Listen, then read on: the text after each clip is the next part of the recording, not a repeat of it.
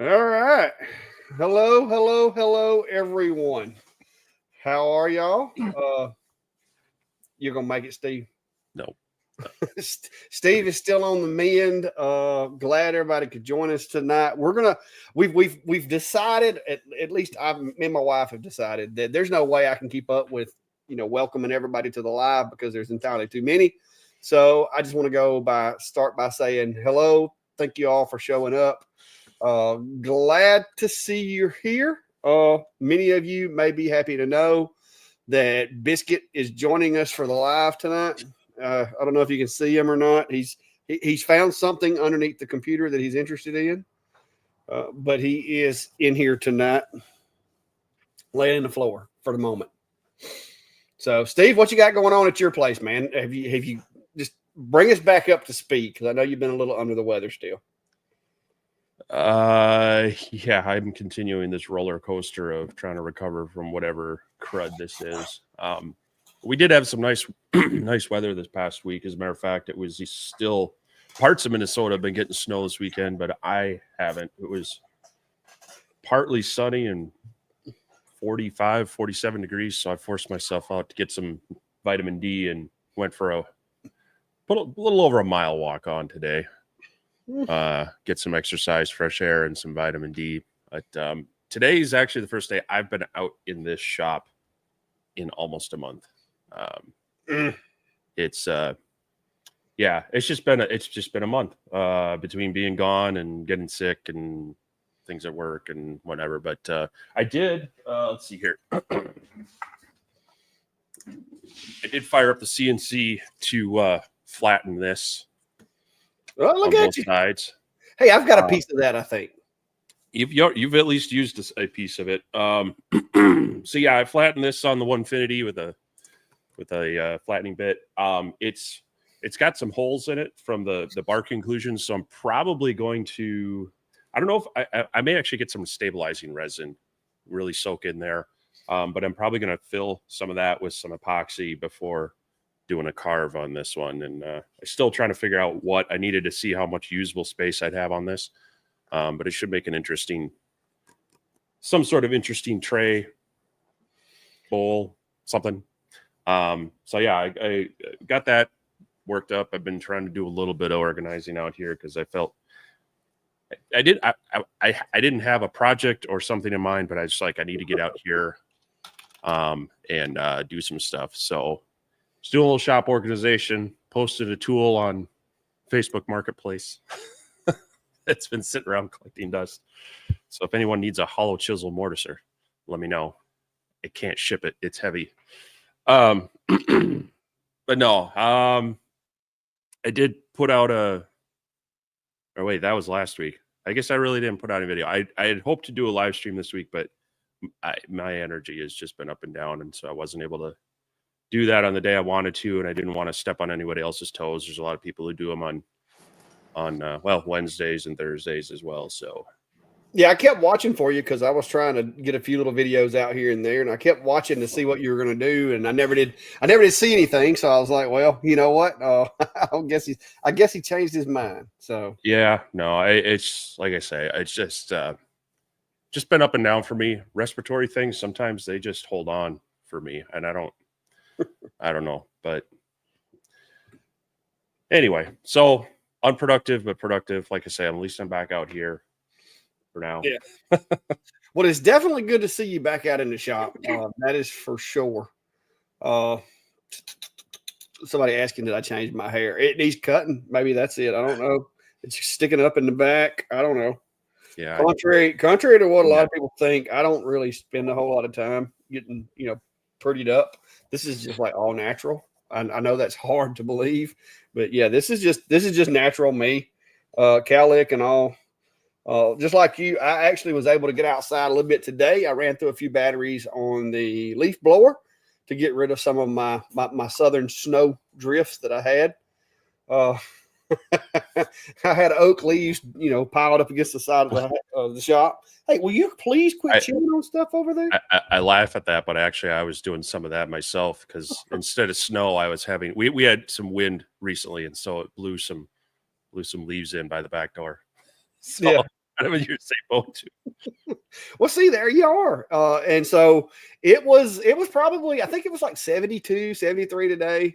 So it was really nice outside. I pretty much wore this t-shirt all day. I did get me like a little throw over hoodie this morning, but then when I got outside, I was like, okay, I really don't need that. So I took it back inside. But yeah, I've been feeding the bees. They're out in force today and just hanging out. What do you want? What do Yeah, you want? actually, when I was coming out to my shop, there was one of those little, I don't know what, a fuzzy caterpillar thing on the sidewalk. I was like, oh, you are not going to be happy in a couple days. Well, I'm going to put him out. He's wanting out now. All right. He wants to come in, get some cat food, but now it's time to go back outside. Come on. Oh, yeah, it's just this false spring up here that's going to throw off some of the animals. Oh, somebody's having a hard time seeing. Hang on. Oh, yes, please bring it closer. There we go. There you go. It is getting near. Hard to believe. It's been 120 days or so since I developed that piece of equipment right there. But yeah, it's getting closer and closer. So looking forward to it every day. So thanks for bringing that up, Brian. I'd hate. Yeah, Brian. Thanks. It's sad because my birthday was this past week, and I don't know if it's just beginning of the year or around your birthday, but they send out retirement statements. So yeah. Now I could I do have an option where I could retire in 9 years. Well, there we go. I can't afford it off of what they say. But yeah, no. If I want to maximize mine out, it's I'm just under 20 years now, but we're hoping we can maybe pre-retire with something else in mind. Yeah. Brian said, oh, wait a minute, wrong one. Here we go. Brian said, you talk more about the new shop building as soon as you retire. Well, I really want me a new shop. I'm not going to lie. I need more room to be able to expand and do different things and have my computer and stuff in an area where it's not right next to where I send things at. But man, that's a lot of money. I've been looking at, what it's going to cost me to do everything. And it's a lot of money. That's a lot of, stove covers and cutting boards. And it's just a lot of money. So hopefully I will continue to be, able to save a little money and put it up. And then when I do retire, I'll have me a little sitting there to where I can get some of that stuff done. I do plan on doing as much of the work as I can myself to try to offset some of that cost. Cause I got more time most days than I do money. So yeah, we'll go there. Yeah. And that's what I did with this shop out of necessity. I hired out the concrete work. And I hired out the hanging the garage doors. Outside of that, I had help. So Carla's uncle was able to. He's kind of a carpenter by trade. He was kind of able to come down and help me do a lot of the framing. I had a friend who helped out as well. Because the quotes I was getting, and this was 16 plus years ago, I couldn't afford to pay someone to build it, but yeah. with doing a lot of that, sweat equity labor, getting a few people to help out, and it took me, gosh, it was probably a good 3+ months to get it all done. But I mean, that's the framing and the basic structure was up in about a week. It's all the, the electrical, all the other stuff that and this was while my wife was pregnant with our third child, so I was rushing to at the end to get it done before he was born. Yeah. Well, there's a lot of stuff like electrical and air conditioning and stuff like that. I have family and friends that I can call on that are certified. I can do a lot of that myself, like drag it, get it ready, have the conduit mounted to the wall, ready to go, and then just have them blow through there and terminate everything, test it, make sure it's connected the way it's supposed to, and boom, we're done. So I'm hoping that, me doing some of that myself is going to help me be able to get more done with less money. Yeah, I even did all the electrical. The inspector was pretty impressed. He only yelled like one outlet where he nitpicked that I needed maybe have a little bit extra length on the pigtail, but yeah. Here you go. Just get Sam to come over and help. Well, I do plan on kind of following his lead on how he kind of brought everybody along as he was building his new shop. Yeah. I kind of got that plan myself. A lot of it, like I said, to get an actual shell and get it to where I can be inside working, that's probably going to be somebody else doing that work. I'm not going to do that. But once I get it to where I can be inside, out of the rain, and I'm not going to have stuff ruining because it's sitting out in the weather, then I'll try to take over and go from there. Maybe not have Ryan help. He's on 4 or 5 years of building this. Yeah, Ryan, that timetable is not going to work for me. So we're gonna have to have a little faster turnaround than that. Yeah, can start it when you retire, and we'll finish it when I retire.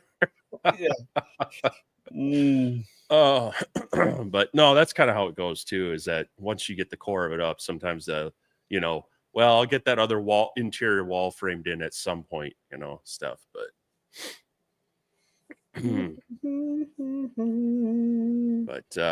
anyhow.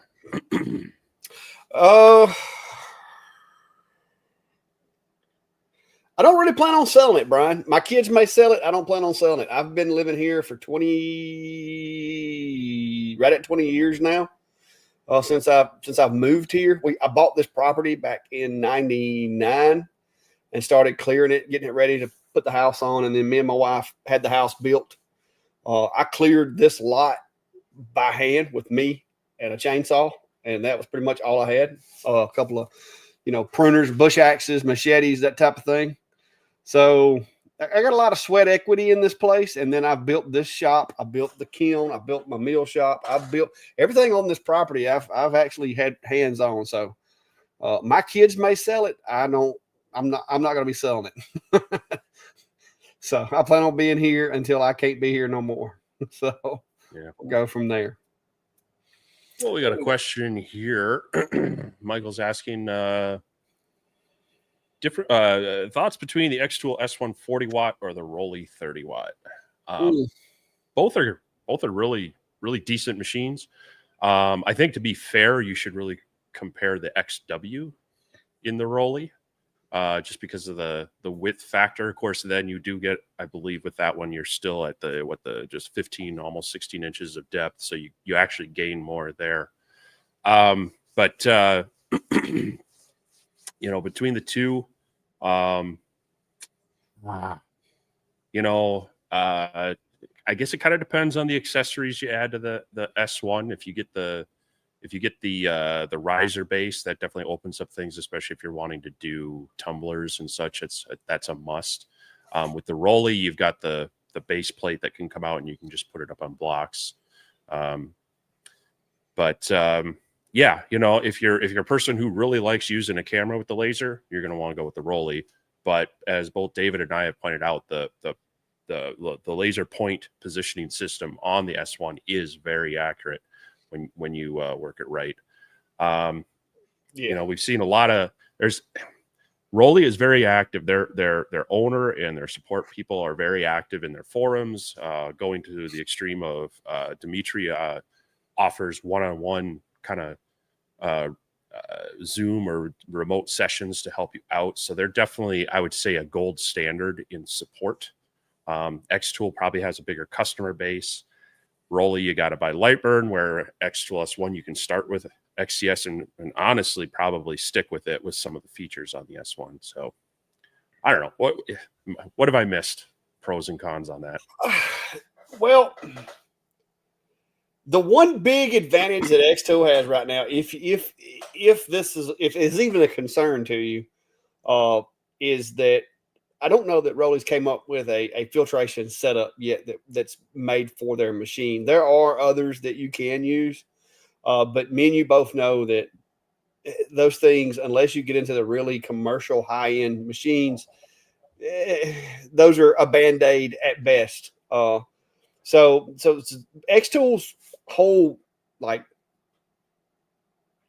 like, I guess, system, they have approached that and have a little bit better. As far as the machines, if you're venting out a window and you don't care about that, I like the 30 watt. The 40 is just a little better at cutting. Engraving, the speed of the MK compared to the S1. As far as engraving, I think that their travel speeds and their white scan and all that's really close, like as far as speed and accuracy. With the smaller dot from the 30 watt, maybe a little better quality resolution on photos on the materials that actually can reflect it, like anodized aluminum and stuff like that. On wood, you're probably not going to notice a difference in the quality of engraving. But I don't think, really, to be honest, either machine I don't think would be a bad call. Xtool does offer a little more variety in modules. And from what I've seen, the module swap going from an IR to a blue on an S1 is substantially quicker and easier than the Rolly swapping it over. The Rolly, to me, if you're going to put an IR module on the Rolly, you should do it with an older one that you're not using as much, like maybe you got a 10 watt or something. So that would be the only two differences. Now, the new machine that they're fixing to come out with, there may be some differences. I haven't seen that one. Haven't got to put my hands on it, so I can't say for sure. But I don't think either machine would be a bad move if you're wanting to get into it and you're good with a blue diode machine. I think either one of them would be a usable machine that you could definitely recoup, your money with through hobby jobs or small business or whatever.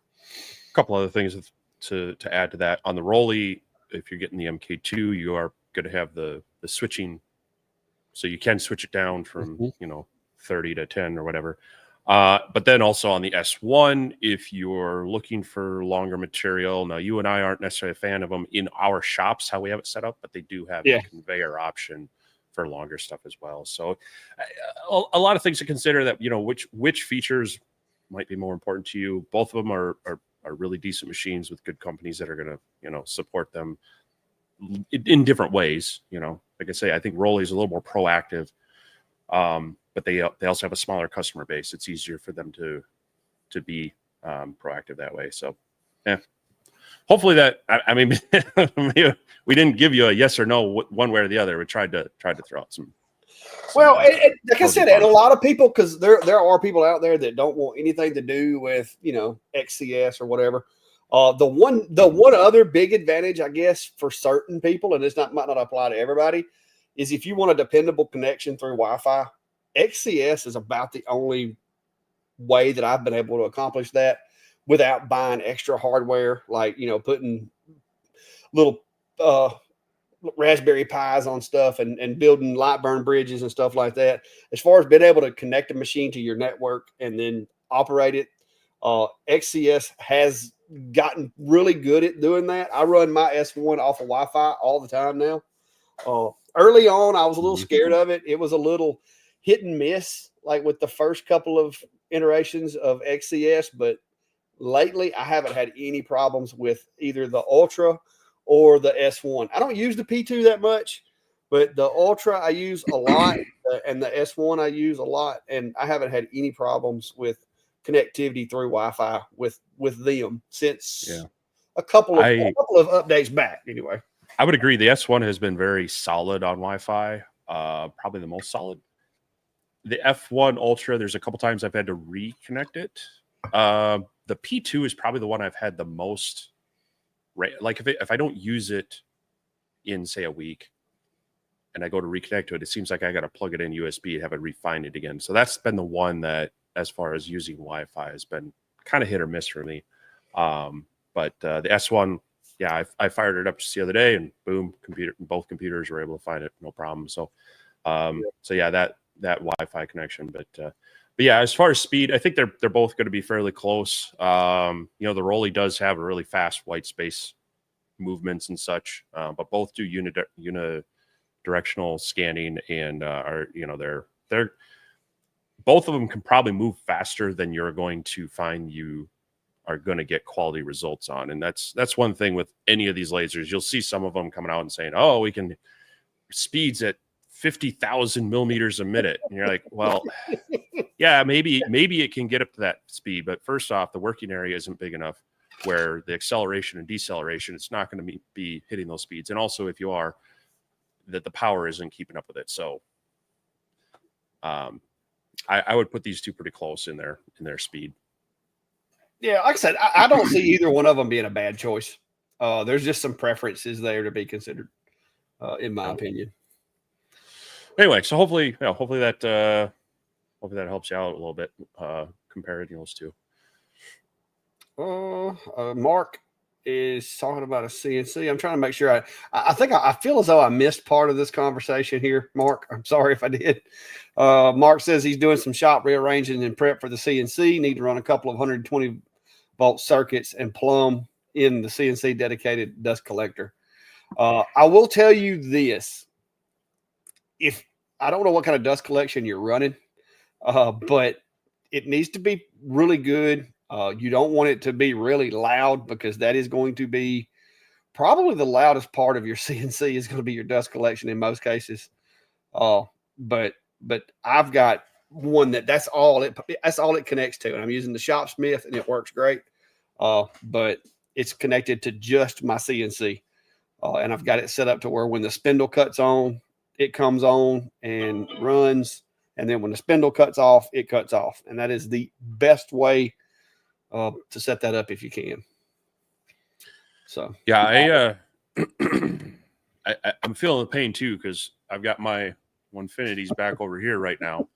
I'm actually thinking about moving it up over into that corner, partially because I already have there's access to three separate 20 amp circuits right in that corner, versus over here there's one that's shared with that wall and this wall. But I have a lot of things to move to make that happen. So rearranging a shop for a bigger piece of equipment can be a pain, but definitely I'm glad you're thinking about the circuits and the dust collection, because those are the two things if you get that right, it makes using the CNC so much easier. So yes. 7770p is asking, with a 24 watt, is the honeycomb mat recommended? The honeycomb mat is recommended if you're doing cutting. If you're not doing cutting, then it doesn't really matter, because the honeycomb is there to allow gases and debris, and then the light as the beam passes through, it allows that material and that smoke and vapors to pass underneath it, not collect under there, and you want it to kind of move away. So you want to have your honeycomb and then a space and hopefully airflow moving kind of down and across it.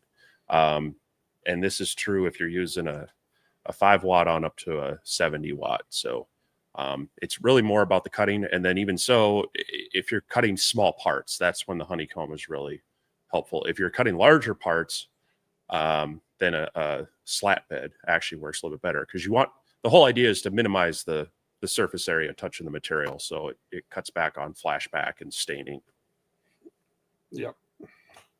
And also it keeps your honeycomb cleaner if it's not under the cut everywhere.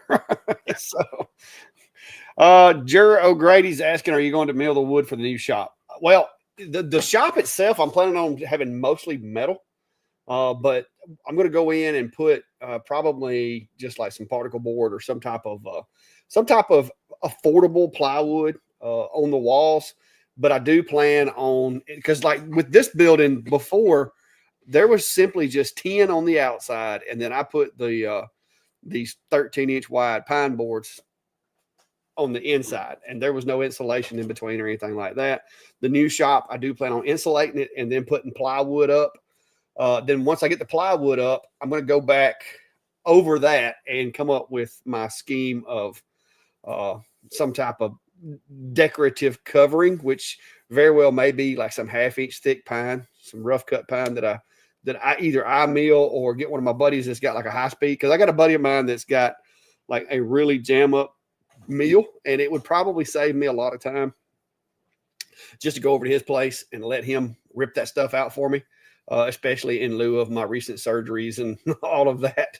I don't know yet. We'll see. I may do it myself. There's a long way to go before I get to that point.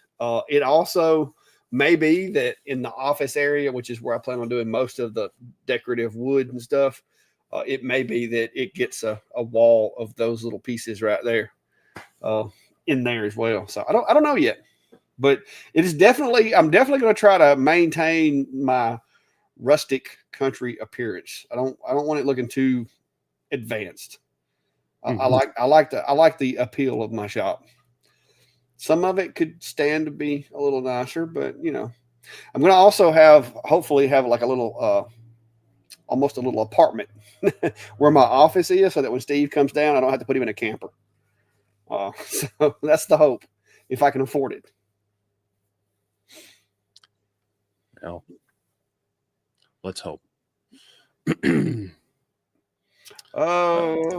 Bobby, basically the kiln that I built I built a building, put dehumidifiers, heat lamps, fans in there, and a timer with the heating elements actually use a hot water heater temperature sensor on a circuit that powers the lights that are used for heat.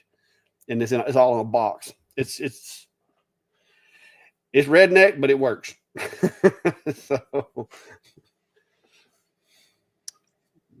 So basically a shed with insulation and some. It's got 2 layers. It's got 2 layers of moisture barrier. I got 1 layer on the outside, and then it's got the insulation, and then there's another layer of I think it was 7 mil clear plastic moisture barrier. So it's got you got the boards on the outside are screwed over, moisture barrier. Then you've got the insulation, then moisture barrier, then the boards on the inside. So it does a really good job of keeping it dry and keeping it warm in there. Just like right now, it is 79.2 degrees in there with 32% relative humidity, and I don't have the heat turned on. That is just like the temperature that is being maintained by nothing but just the dehumidifier inside there running. The dehumidifier vents through a tube and through a pipe and drips outside. It's actually getting a little toasty in my shop. It's at 72 degrees in here right now. Yeah.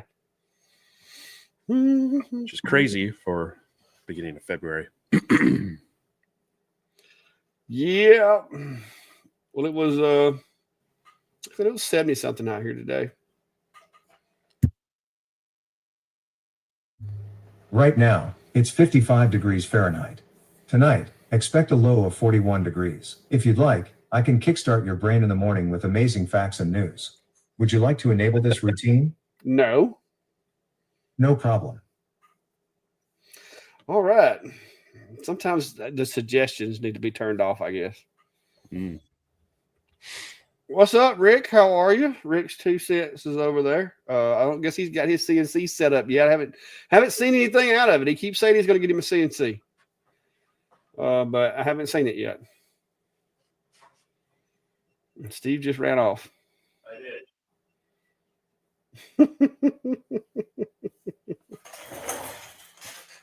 Turning down the heat out here.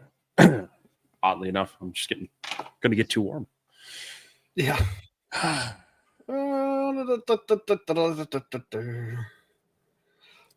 Mark. Yeah, that's the way to go. Like I said, dedicated dust collection in my opinion.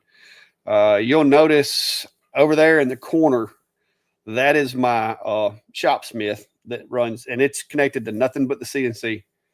So all those saws and stuff, there's actually another one over there beside it that's vented out through the wall. It just blows the saw chippings outside, and then when they pile up, I take the tractor and dispose of them. That one actually works all the saws and stuff. So I have 2 setups here in the shop.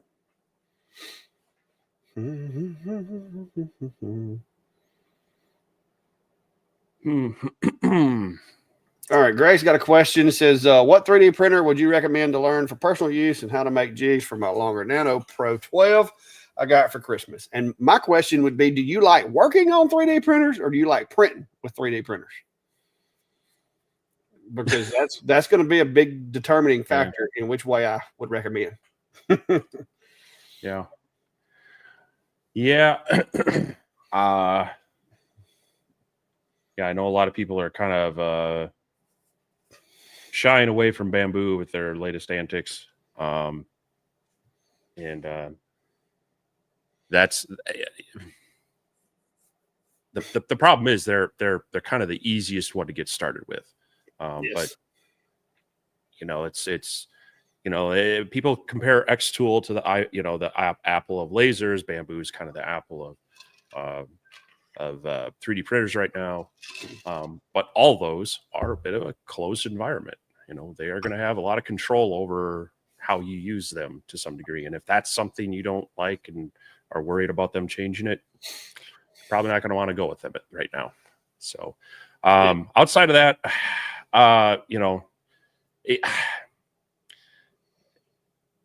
I've had a lot of Creality printers. They've worked okay, but I've had to tinker with them all. I've had to do things and upgrade them all. Now we saw the what was it, the Creality K2, the kind of new one. But I'm kind of waiting on that thing to get through the beta period. Yeah, I want to see some other people with it before I jump on that bandwagon. They didn't. What we saw at CES, I think still some bugs to get worked out. It's not quite the quality and ease that you'd get with bamboo or maybe Prusa, but I think they're 80-85% there, and I think they're going to give them a run for the money. So but I'd like to see them kind of shake that one out a bit yet. Prusa is they've been a long standard as far as the quality. I don't know. I haven't looked at them recently. They just came out with some new ones in the past year as well. They're a quality printer that that's got a solid base, and you're gonna get some good support with, but you're gonna pay a little bit for it. Yeah. Well, and that's me. Like I said, I like the bamboo. It prints well. It does a good job. The only problems I've been having is with the filament soaking up a little bit more moisture than it likes. But I've got me a dryer coming that hopefully will fix that. It's not going to be anything massive or anything big because I do have mine in the house in a limited area. But no, I'm gonna keep running with bamboo. Like I said, I know a lot of people are, spinning on their heads about it, and I get that if you're running a print farm and your well-being depends on these 30 machines and what you can do with them, I get it. Me, I'm just trying to print a few parts for my machines and stuff. I'm not that concerned with it. As far as network security, there's at least 2 firewalls you got to make it through to get onto my network, and so if I am the target of some foreign entity trying to hack and get into my stuff, then okay, whatever. I would be more worried about the TVs, the smart TVs, and the other things in the house than I would the printer, because I don't do a whole lot of stuff in front of that printer that I care for it seeing. So, because it's in the living room, so it's not like it's any classified documents or anything in my living room. And if you're, that's kind of the crux of it. You can have all the firewalls you want, but if you're putting your Internet of Things, your smart devices on the same network as your more sensitive items, you are creating a hole that they can use that as a jumping point. They can use it to try to be a vector. So, but a lot of newer routers will allow. They're starting to come with, okay, here's your IoT, SSID, and it'll let limited traffic between the two. But so that's these bamboo printers, they're basically a smart IoT type device. No different than your Amazon Alexas and your Google Home devices and things like that. So yeah.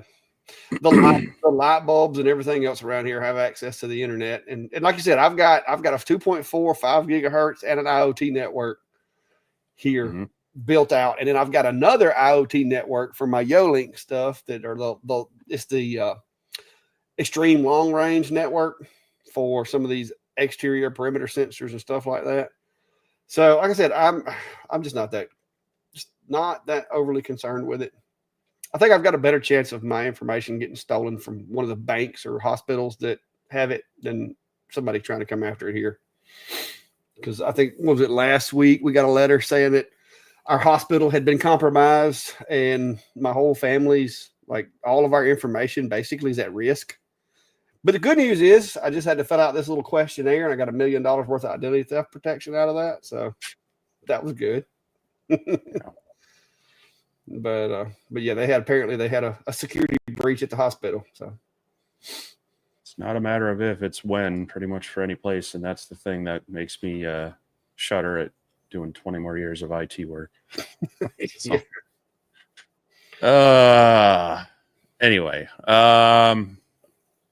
Big Heart 86 asking, do either of you know anything about the Ohmtech Pronto 80 watts? Started out with the 20 watt diode and looking to upgrade.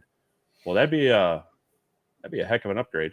I was going to say that's a big leap. Yeah. I mean, my experience with Ohmtech is with their Maker 25. It's 55 watt, real kind of entry level CO2.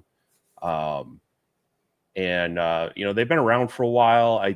The one thing that would possibly concern people about Ohmtech, they've been pulling back some of their U.S. support. I think going back to Asia for their support rather than having as much of a U.S. presence. So, I mean, that's no different than a lot of these other companies. And honestly, unless you are paying into some of the much bigger companies, and even then, in dealing with some of my friends and their more expensive CO2s, they still end up getting tossed off to international support. So, I don't know what to really say much about this specific machine. The Ohmtech that I got in, it was shipped well. It was packaged well. I didn't have any problems with it. I've sent a couple questions to them they said send it straight to their support people. And I want to say it was your typical, 24-hour-ish, day later response kind of thing. That one's a nice size. Looks like it's a 24 by 35 inch working area. So now if it was me, I'd be that picky person to say, couldn't you give me that 36 or just a bit more? Just a little more. Yeah.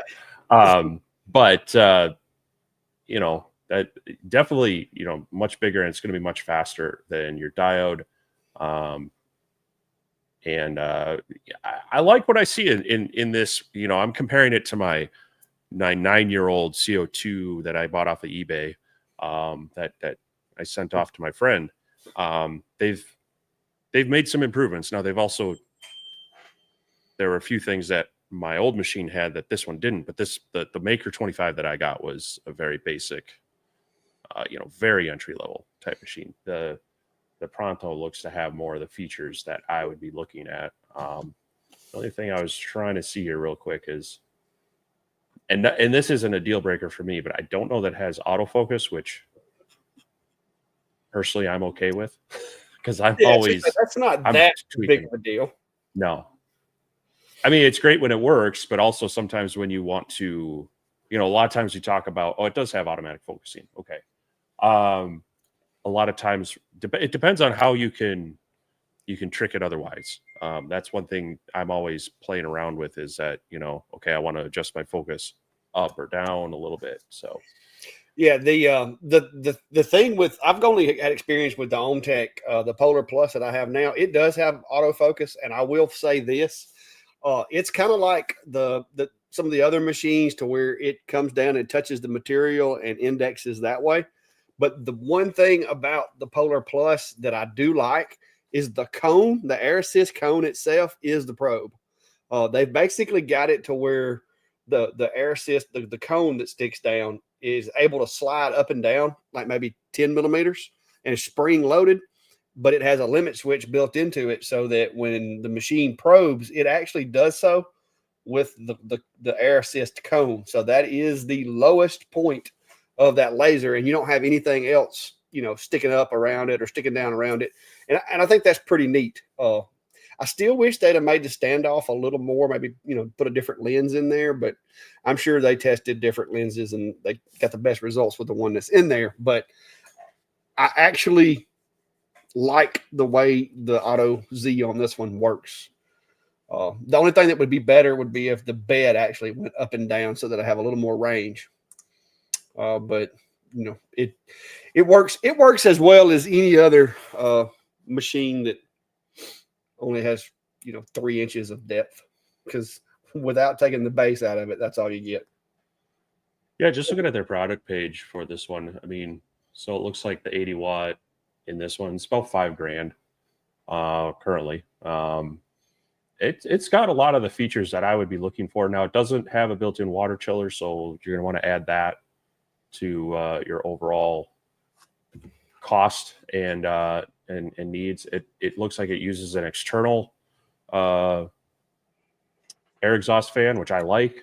I don't necessarily like the internal ones. Anytime you're pushing air, you're going to be more prone to leaks rather than pulling air. But yeah, I mean, overall, it seems like a pretty decent machine at that price for that size. I mean, and that's the thing is, if you're looking for a larger size machine, sometimes you're going to either pay more or you might be giving up other features. So, yeah.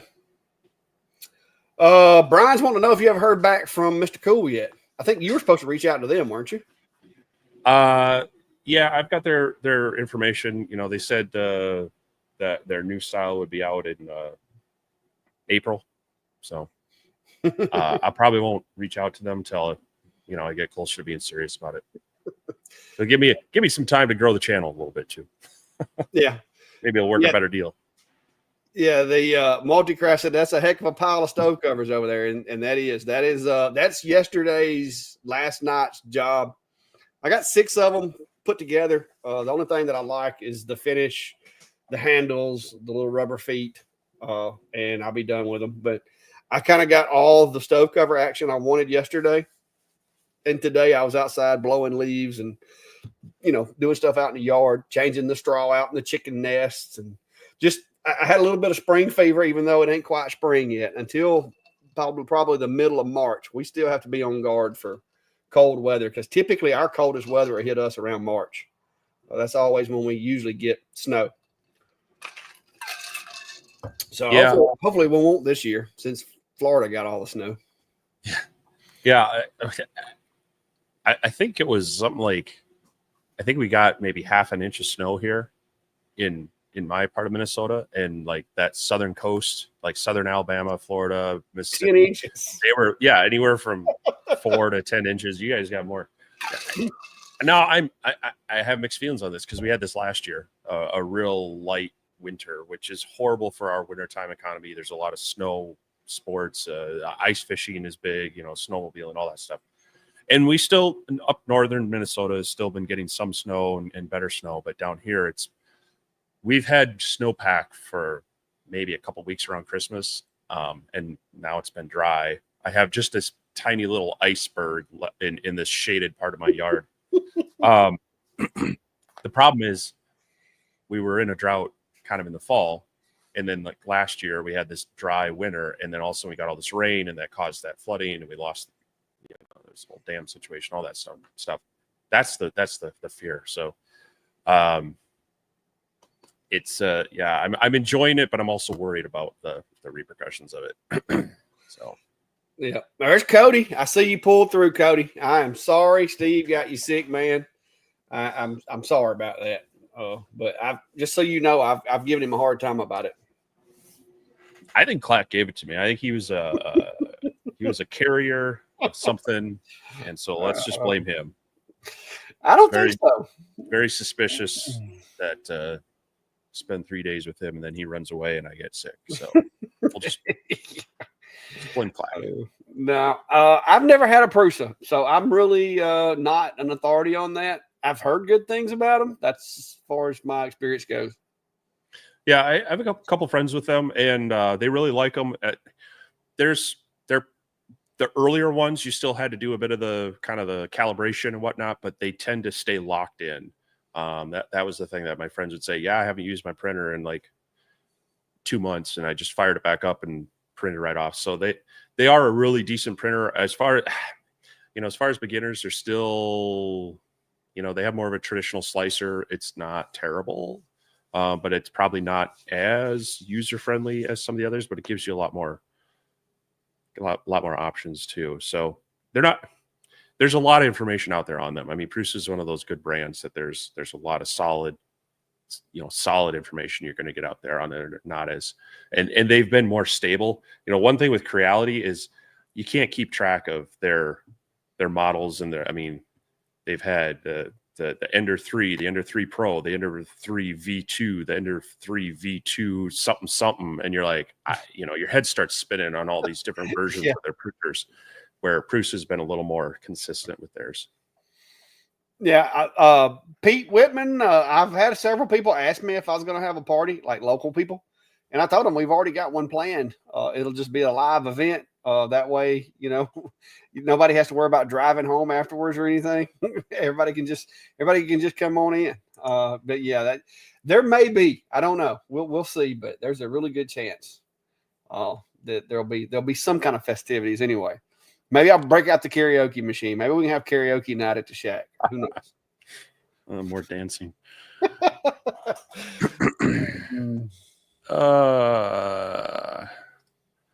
Sippy, thanks. I did take the day off. I had hoped to get out in the shop and do things, but I got up and moved a bit and then took a nap and woke up around 2 in the afternoon. And yeah, it's just been that kind of week. So it was quiet. I went out Friday after work and bought myself a cheesecake.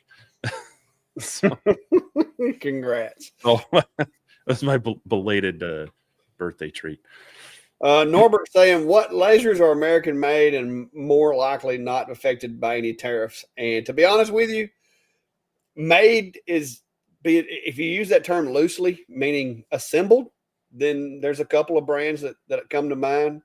But all of the nuts and bolts and the parts, for the most part, come from other places. I don't know of anyone that, like, all the parts are made here. There are a couple of companies in the United States that are based in the U.S. There's, what is it? One in Canada. I know Thunder is supposedly American assembled or whatever. What's the rabbit? The really expensive one. Golly. Epilogue. They claim to be American made, but there again, you don't ever know with this stuff. But even with tariffs, you'd probably still be cheaper to buy one from one of the companies that we typically deal with. I know Thunder and this new One Laser are apparently both coming from the same factory, because the One Laser is shipping with Thunder branded merch and stuff attached to it, and it comes from China. So I don't know that we have any domestic places that make those. It may become more common, but I've looked around, and even CNCs. I mean, you got Onefinity is a Canadian company. You got CNC Labs is a Canadian company. So to me, that's probably where the tariffs are going to hit our community. The hardest are going to be those, because those machines are a lot more expensive in a lot of ways than the diode lasers and stuff like that. So you start looking at percentages. You're looking at a 25% increase in your Onefinity and a 25% increase in your CNC Labs alt meal or whatever. Well, that could sting a little. Yeah, I mean, Onefinity did put out a statement saying that they were going to work it out where it wouldn't have an impact on their U.S. customers. I don't know how they're going to do that and do it, fairly with their other customers. But yeah, there's very few. I mean, they're all at some level are probably sourcing their electronics and various parts. They're just not made here. It's too expensive, and so there's going to be an impact one way or another. Now, if you want to talk about a laser the one that I think is most likely to have the least amount of Chinese parts in them is going to be Trotec. They're out of Austria, and they do a lot of their own manufacturing. They're one of the few that actually also manufacture their own tubes and such, because that's the thing. A lot of the laser tubes coming out of China and places like that. So so it's going to be hard to find one that doesn't have some impact. Now, how much of that's going to end up with the consumer, how much of it's going to, or maybe our governments will work something out. We'll kind of have to see the impact. But I would back 9. I've watched kind of the cost of certain, like the K40s. You used to be able to get those for under $300. Now they're $500-600.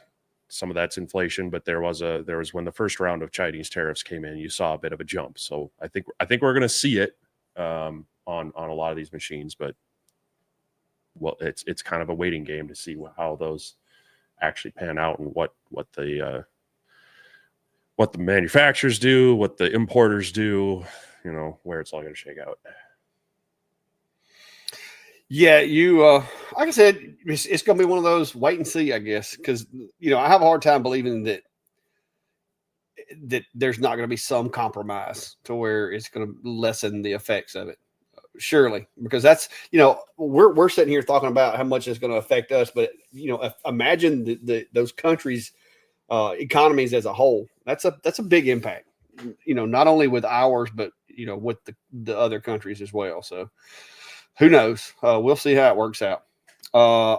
Ryan's asking, in one of your Omni videos, you cut your logo out of some metal business cards. You said it took a bunch of passes, but how long did it take per pass?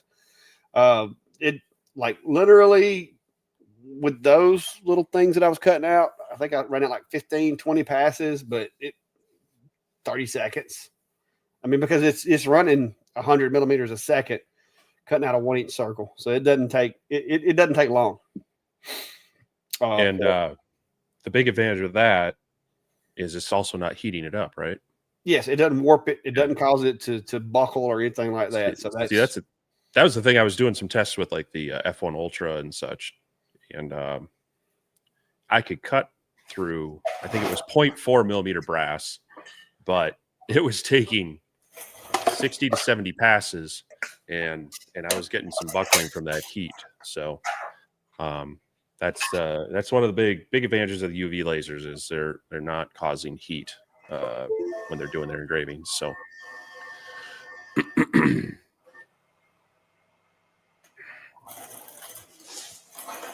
but yeah, the way that it cuts is it's a little insane. I was playing with it again the other night. I think I was doing a live with something else, and then after I got through, had a bunch of folks asking questions about it, and so I got it out, started playing with it, and we determined that I can now take cans and use them as material. So,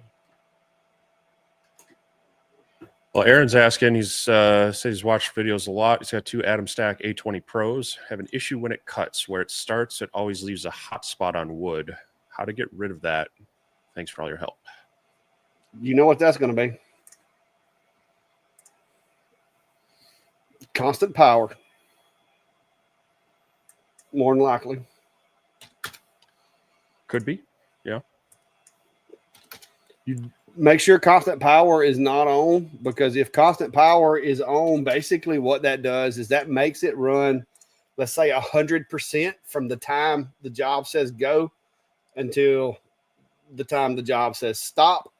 And so if you turn constant power off, it allows the machine to kind of proportion the power to the speed of the machine. Also, the other thing that I've had that can cause that is if you've got it installed as the wrong GRBL machine, like what is the old 1.1 or whatever, will cause that a lot of times. That's more where I was going to go with it, because constant power isn't. Lightburn tries to not let you use that unless it's a specific type of laser. So it may or may not be an option for you, but I've seen it more often with having the wrong type of device set up. And then you might see a few other things with weird pausing in between groups or layers and such. It should just be a straight GRBL device. But some of them will get loaded in as a GRBL LPC or a GRBL, like you said, 1.1. So I would double check that first. Go into your devices in Lightburn and see. It'll list it either. It'll usually have the name, and then underneath it'll be the type of laser. So I would double check that it is just straight GRBL, and if it's not, try switching that. A little bit of a demonstration here for Ryan. Yeah, that is that's actually a monster can that I found. I don't know where that came from. There we go. Oop. She popped. Yep. So there it is. Speaking of that laser, Robbie's saying saw the video on the UV laser. Seems like it's the best choice for engraving glass. What are your thoughts? Yeah, it does it does a good job on glass. I like it.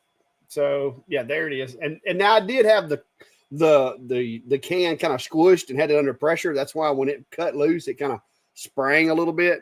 The ones I were doing the other day, I just kind of left them round and put them on a towel so they wouldn't roll, and was able to drop it. But I can literally make like little pieces of. I saw somebody the other day was asking about. They had one of those projectors, like that uses the light. I guess a laser light or whatever. They said it got hot. They wanted to cut it out of metal. And so this would actually be a material that you could cut and do that with. I don't know how bad it would twist up when it got hot, but yeah, it'll slice through aluminum really well. So there you go. There you go, Ryan. Clack's helping you spend money. Go pick you up one, Ryan. Bill's asking, am I going to sell replacement lens covers for the A70 in my Etsy store? I've been trying to find a good source for them or whatnot. I've been out of stock with the others since before I left for CES. I was trying to make a batch the other day, but due to me not feeling well this week, I left it in a solution too long that I used to clean them up, and it actually stained 150 lenses that I had to throw out. So I'm awaiting more material for the regular size. I've been playing with some others. I did send some with Clack. I know he's been kind of busy. I've tested it in the A24, which is the same size as the A70 and the newer A40s and such. So I want to get some time on them before I start sending them out to people. So I hope I'll have them, but I've just haven't had enough time to test them before I feel comfortable sending them out to people. So hopefully maybe by spring. I know people would like them now, but I don't want to have a lot of issues with them, because that physical product, sending them out and having people have trouble with them, that can get messy in a hurry. So yep. Oh, Greg was asking, is AP Laser an American company? I don't remember. They're either American or Canadian, but I'm not sure which. I think maybe yes, maybe. But there again, I think they probably source a lot of their equipment from somewhere else. I talked to them at Workbench Con last year, but I don't remember where they're based out of. It's somewhere up north, I think. I don't think it's quite Canada, but I think they're kind of like Steve. They're very close to being Canada. Why is my enter button not working? I'm not 100% sure, but I mean, there's Michigan is what the address is showing up when you look up their address. So, but again, a lot of them they're importing and reselling. They're working with manufacturers elsewhere. Most likely. Yeah, showing their corporate office is located in Mason, Michigan. I guess is MI is yeah. So yeah, that's where their corporate office is. Don't know about where they make their machines from. Well, thank you there, V. Sorry about that expiration. Try to scroll to the bottom of the comments. If anybody's got a question, if we don't get to you, please post it again, and we'll try to get to it. You might be able to help with this one.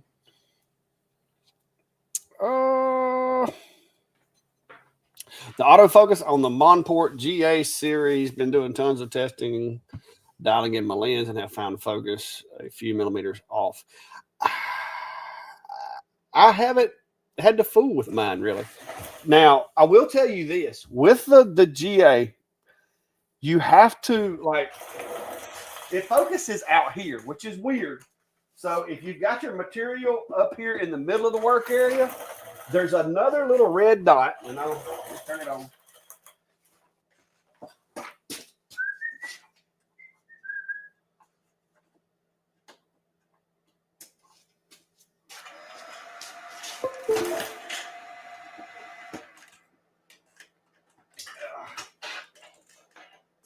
Let me get my camera where I can show you.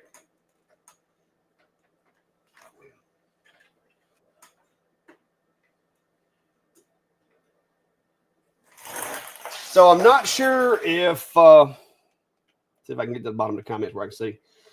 But I focused the auto. I just took a while to figure out where it was there. Okay, so you are focusing, like, let me show you.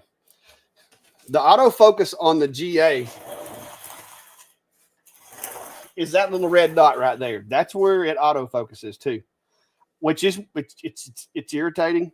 I know it should probably be in the middle of the work area, but it's not. So if I hit autofocus right now, it is going to raise and lower the machine, and it's going to set it based on that.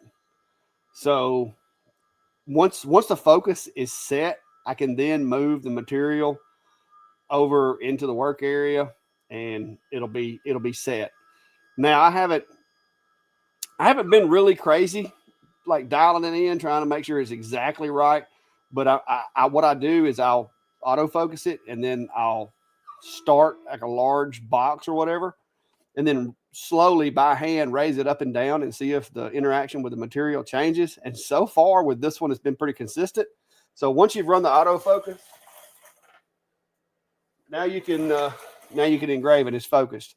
Now the two little dots, I will say this, I don't know if those are exactly accurate on that machine, because I typically just use the autofocus, and then, like I said, I'll do an engrave, move it by hand ever so slightly, and see if I get diminished effect both directions. If I do, then it is focused.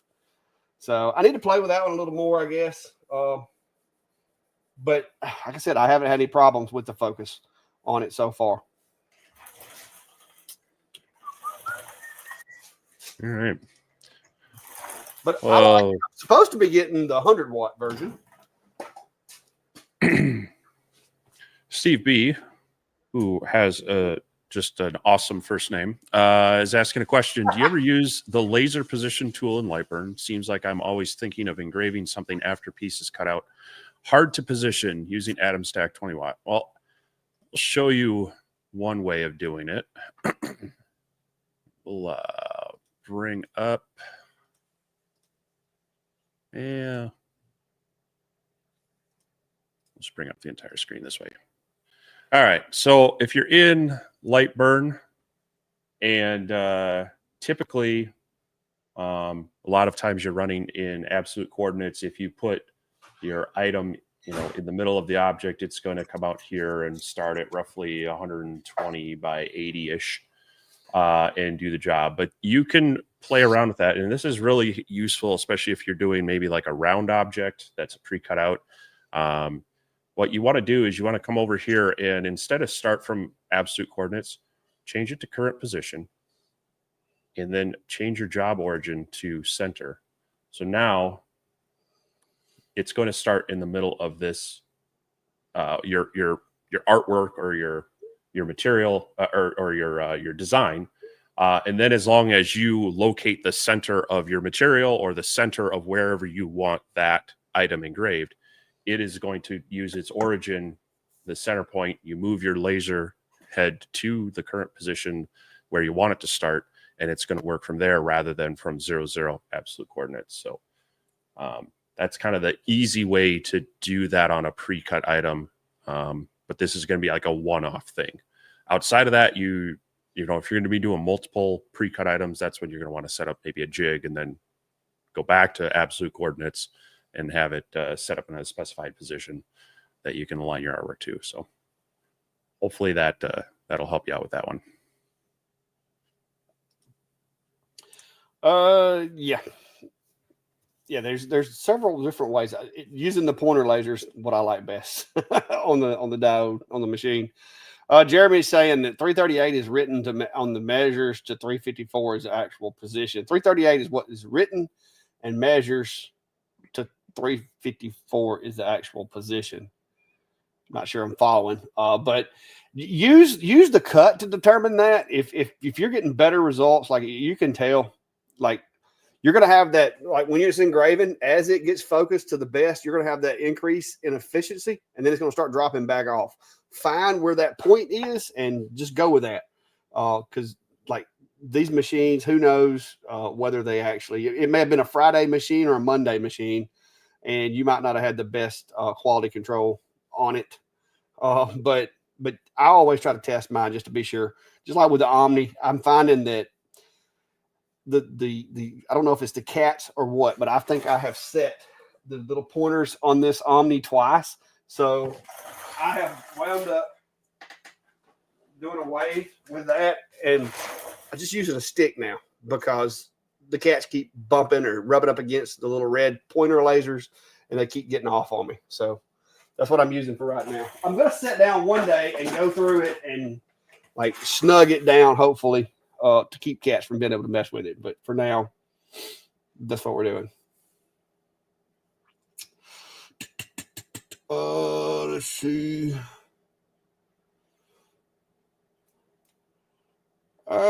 Tim, I mean, cameras aren't going to be 100%. I'm going to be honest with you. I really wish they'd have put the red laser in with the Omni like they do the other ones. I don't know why they didn't. Probably because the source is different. The way that it's built, the head is entirely different than the standard fibers. But maybe the version 2 they'll do that. Cody has a question. Yeah, he was asking Universal. He had asked, is Universal Laser American made? I know. Yeah, they're in Scottsdale. They're like in your backyard there, Cody. I know they do a lot of manufacturing there. They've been around for a long time. So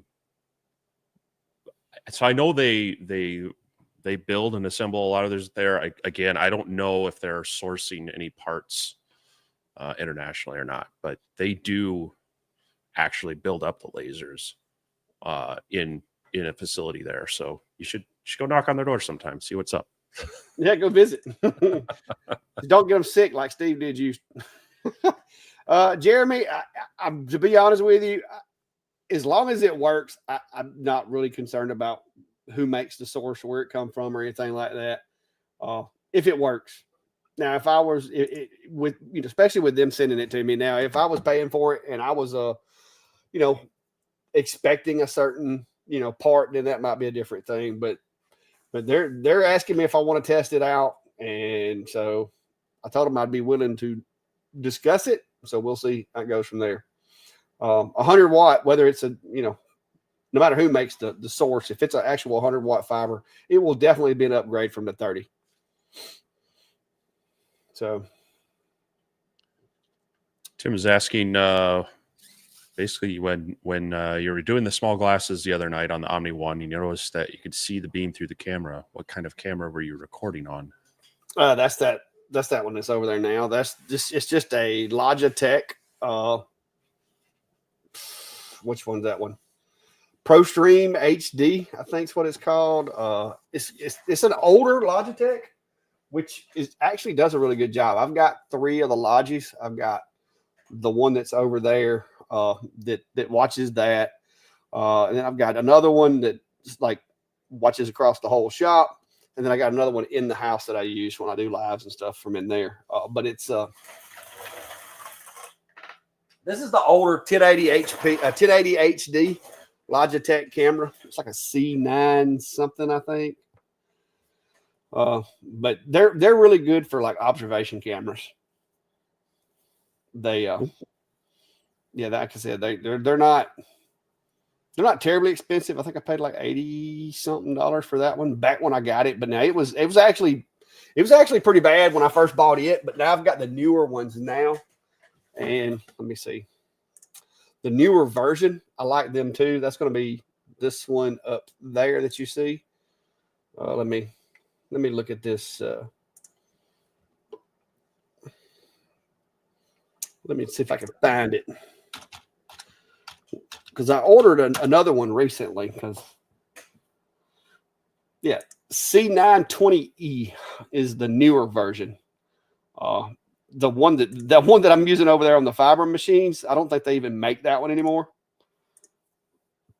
It was one of the first webcams I bought ever. So I've had it for a long time. But that's the one that's up here above my head. What you see is the blue light interacting with like the glass and stuff. It's actually pretty cool. You can't look at it with the glasses on, of course, but looking at it through the cameras, it makes those glasses and things light up. Just like a while ago, you could see the beam cutting into the stainless and stuff with it. Or into the aluminum. For some reason, they do a really good job of picking it up. But on certain materials, you still can't see it. Not when it's framing. Only when it kicks up to output. Dave's asking, where do we get our 1/8" plywood from? I don't use a whole lot of 1/8". I did find out that Rugby has it, but I don't use it a lot. I get mine. Well, the larger stuff I get the actual Baltic birch, which is on that plywood rack back there. It's 5x5. I'm still working my way through. I had stocked up quite a bit back when I had a dealer account with a place called Liberty Hardwoods. They're kind of in the central U.S. They've got places in Missouri, Iowa, and whatever. And they would deliver it to my shop. Now, I can buy the same stuff through a local hardwood deal, a couple of local hardwood dealers. So that would be a place to look. Otherwise, if you're just needing smaller amounts, there's some places online. Ooch Hardwoods out of Wisconsin. They've got good hardwood that you can get down to, I think, even 16ths, but they also stock Baltic birch plywood. There's also Woodworkers Source. They're more out of like Arizona and Texas, maybe. They have a little more of a premium, but they have some options for 1/8" plywood. But if you want, it's not quite 1/8". I think it's 5/32 or something like that. Home Depot sells some craft packs of the Columbia Forest products. So it's got your choice of a few different veneers with more of a light density core. Works pretty well. I did a video on that a couple of years ago. That's an option, and you can even have that shipped to you. Actually, that's the only way I can get it. My local Home Depot doesn't have that type of wood, so I have to ship it in. So there's just a few places, but I would definitely look to see if you have like a local hardwood dealer or a cabinet supply place that deals with plywood. They either have some or can get some in, and it's going to be better quality and probably a cheaper overall price from the like anything you're going to get locally at a big box hardware store. So kind of depends on your area and what you got available to you.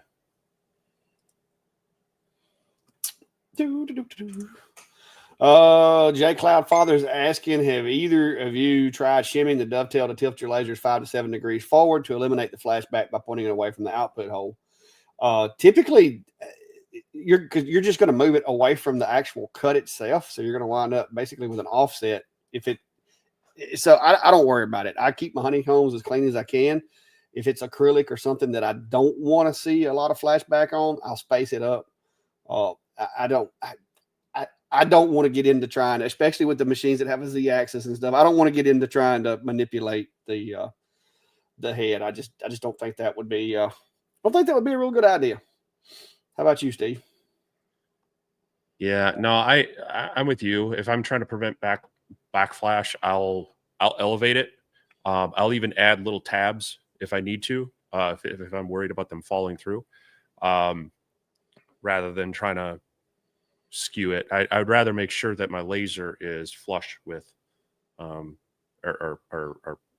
not flush, Parallel. parallel. Thank you. Parallel and square to my work surface, just to eliminate any weirdness. Because I actually had the issue with my original CO2 where the bed wasn't level, and I had to go in and adjust the actual frame because on one side it was lower than the other. So I was getting just this odd spot where it wasn't cutting through, and I went through the normal things of a lens, mirror alignment and such, and then actually took a one of these, a 1-2-3 block, and to the gantry, and found out that in certain areas the bed was up to about an 1/8 inch out of parallel. So I would space it up to prevent it.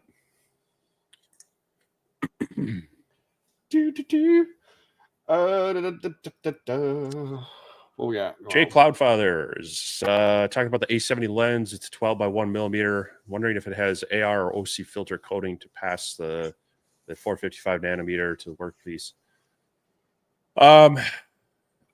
I haven't looked in too deep to see what the stock stuff is.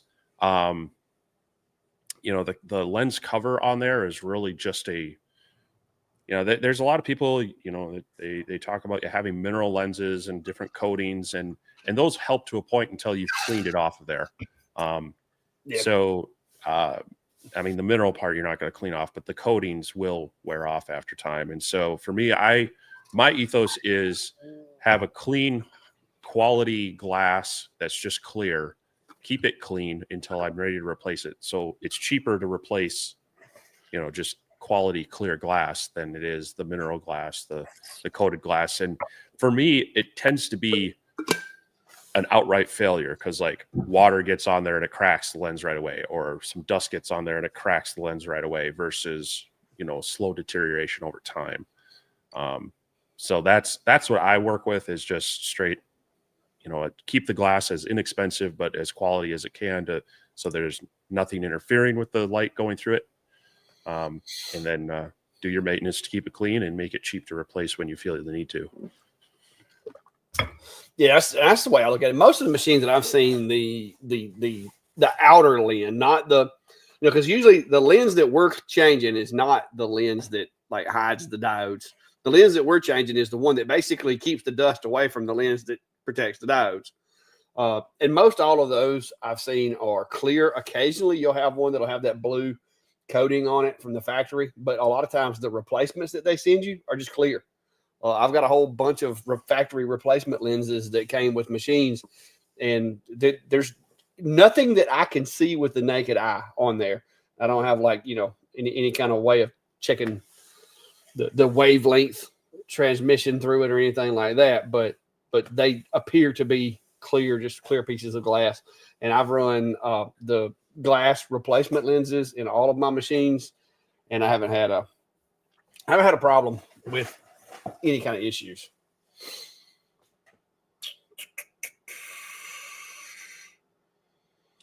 You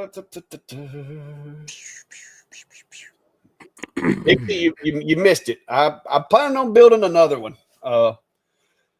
Planning on improving upon this one. This one was never intended for the purpose in which I'm using it for. And I'm going to return it to its original intended purpose. Hopefully, if all goes well.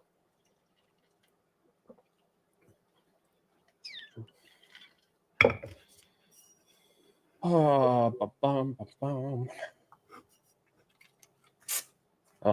hate going to websites that have a million pop-ups when you're just trying to get to information.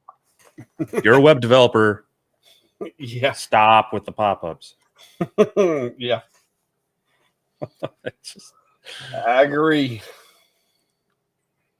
It's gonna house my boat. I'm gonna put my boat in here and store stuff in here. I used to have storage in here. I used to have a boat that sat right over there where the CNC is, and there was a tractor that sat right here where I sit. So I'm gonna return it. I don't need it. I don't need it for the tractor because I now have the lean-to out back where the tractor and my lawnmower and my buggy are. But I do need that space over there for the boat.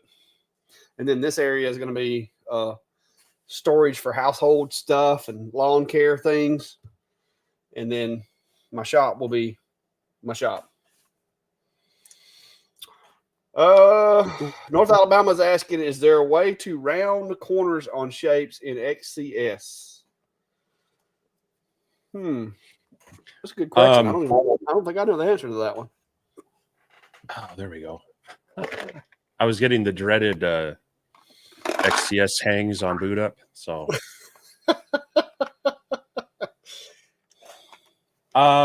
so let's see here. I know you can on certain objects you're creating, but I don't know that they have like a corner rounding tool like they have in Lightburn. So it'd be more of a node editing mission. Yeah. And I'm trying to remember too, because I know, or maybe I'm thinking wrong.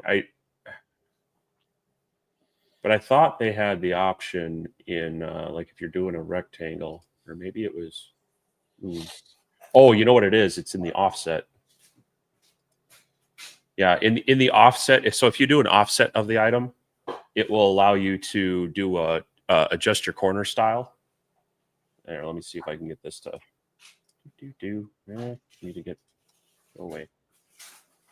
You know what? I think I have left those lenses that I got from you in Vegas. I think they were in my backpack in the house because they never made it out here to the shop with the rest of my lenses. I do have a few of these left. Wait a minute, maybe no, those are the other ones. You got them? No, these aren't the small ones. They're going to be in my backpack. I put them in my backpack when I remember distinctively putting them in my backpack. All right. So in XCS, that like I said, the only way I'm aware of it that they have any sort of tool is so if you have an existing shape, like we've got this rectangle here, when you come to the offset, they do have the corner style, and so you can have square, rounded, or kind of a chamfered, beveled.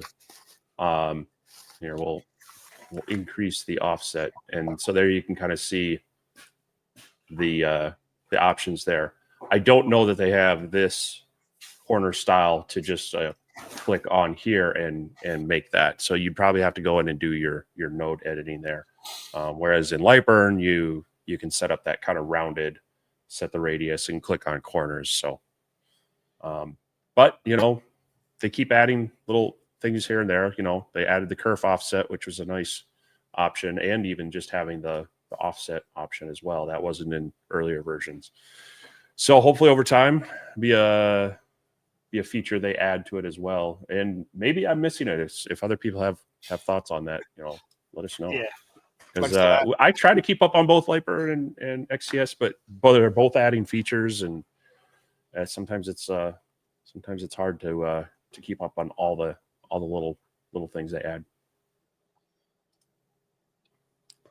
Yeah, I find myself stumbling every time I go into XCS. It's like they've changed something, added something, or moved something. It's like I don't use it to design enough to stay abreast of it. ET's asking, do you have the lenses for the new X40? And that's the little small ones that we were talking about. I thought they've got to be in the house. I've got to remember to get them out of my backpack because that's the only place I would have put them when we were over there. I've been working on sourcing some trying to see if I can get some pre-made ones that are of quality. I've got some that I've been running on like the A24, which is the same size as the A40 and the A70. But I need to do more testing on all of them to feel more confident about sending them out. So like I said, if Clack gets a chance to test some and I get some I got the 70 in the new enclosure, and I'll get the 40 down as well, test it hopefully in a month or two. maybe feel better about that and start. Maybe I'll do a little beta test with some of our viewers here on that. But I would hope so. Kind of as a service to people, and a cheaper alternative to $20 a pop. Yeah.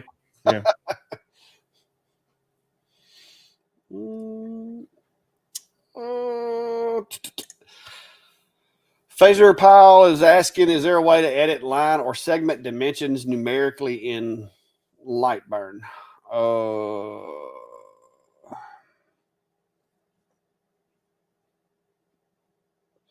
Like, probably individually, yes, but if you start trying to do it while it's in a complex shape, that you're going to mess everything. It's going to. I don't know that I understand exactly what you're asking, but it's like if you have a line, then yes, you can actually set the width of a line and it'll set the length technically. But if it's attached, I don't know, because if you change the length of a segment and it's attached to something, then it's got to disconnect it to change the length. Unless you're asking like distance between nodes. And I don't think there is a way of changing the distance between nodes without breaking them. So I don't know. I'd have to, we'd have to sit down and discuss the question a little bit better on that, because I'm not sure if I'm understanding it exactly. Yeah. Paul says you may have already asked this. I missed it, but will a UV cut acrylic or cast or extruded? I haven't tried it. 3 millimeter. Maybe. It wouldn't be my go-to for cutting acrylic. I'll put it to you that way. I would definitely think that with acrylic, a CO2 would be better. As long as it was really thin, I would think it would cut either one, because it doesn't get as hot as, say, a CO2 or a diode or whatever. So you're not going to have the melting issue with the UV, but I haven't really tested it. I did cut a few small squares, I think it was, but it wasn't the easiest thing in the world. I would just rather use a CO2. But the problem is that the focus on this machine is really tight. So if you're cutting something that's like, say, 1/10 of a millimeter, or maybe even up to like this stuff here, this leatherette, it's like 1.5 millimeters. It does a good job of cutting it. But once you get much thicker than that, the focus is far enough out that you start getting like crappy results. It also, I've cut 3 millimeter plywood. It does okay. Like I said, the fact of it can cut it, yes. Is it ideal? I would say no, but it can actually cut acrylic, clear or otherwise. He's asking, where's the kerf offset in XCS? So come back here at XCS. So you need to be on either cut or score, probably on cut if you're actually trying to cut out an object. So you have your power, your speed here, but then down below here, they have the additional options. And so the kerf offset is what you're going to be looking for. And then you're going to put in your compensation, either positive or negative.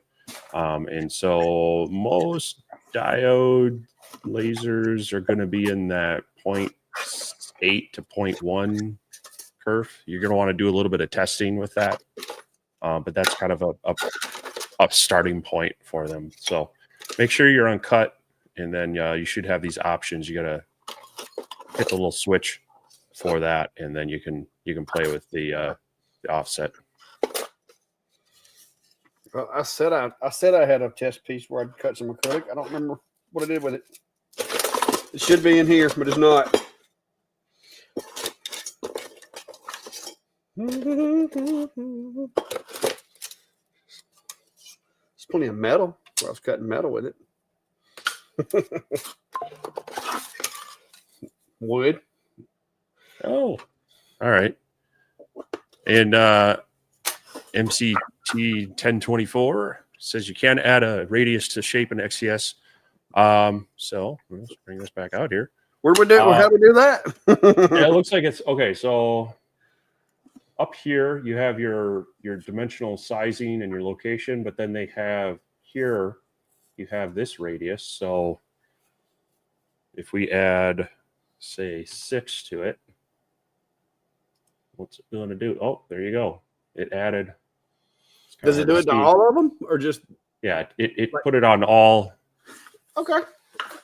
Cool. That is how I should move that to a different layer. Blue might be a little hard to see. There we go. So it does add the rounded on all the corners, it looks like. So there you go. You got to select your object, and then it's this kind of little, right below the angle, you got your kind of radius, and then this is going to be basically the size, I would imagine. Yeah. So we all learned something. Thanks for that tip. Yeah, they did a really good job of hiding that for me. Yeah, and that's the thing is it's kind of it only appears when you select the item, and it's even mousing over it doesn't say what it is. Oh, wait, nope. If you mouse over it right, I guess it might pop up. There we go. There, corner radius. So yeah, like I said, XCS designing an XCS not my strong suit.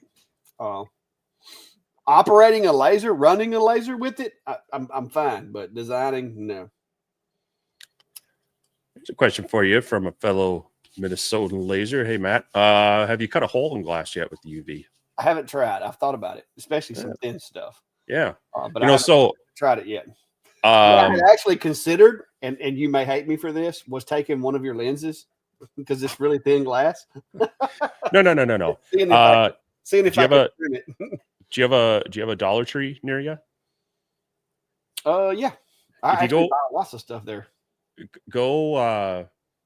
They have like 5x7 picture frames, and they have glass. You get there. Some of them will actually say with glass, and it is like maybe a millimeter thick. Okay. And so it's 5x7, and it's $1.25, real cheap. And that's what I did with some of my glass engraving videos. Is I use that as kind of get some base rough settings for glass before then moving into the specific piece. So yeah, I think that'd be a fun. Apparently Matt has tried it because he says it's a really clean cut, or where's it at? There you go. So let's see that. Yeah, I have to try it. Like I said, I haven't yet, but I've been busy doing other stuff, and like had the event coming up, and then of course yesterday it's that, and now it's just one thing after another. I really need to hurry up and get these other 241 days under my belt so that I can retire and have a lot more time. But it's going to be a while there. But yeah, that's good to know. I'll have to try that. Maybe I can make my own lenses then. I won't need Steve. Yeah, I mean, that'd be an interesting test. Maybe you can cut some little 12 millimeter clear glass lenses. We missed somewhere. I'm not seeing anything.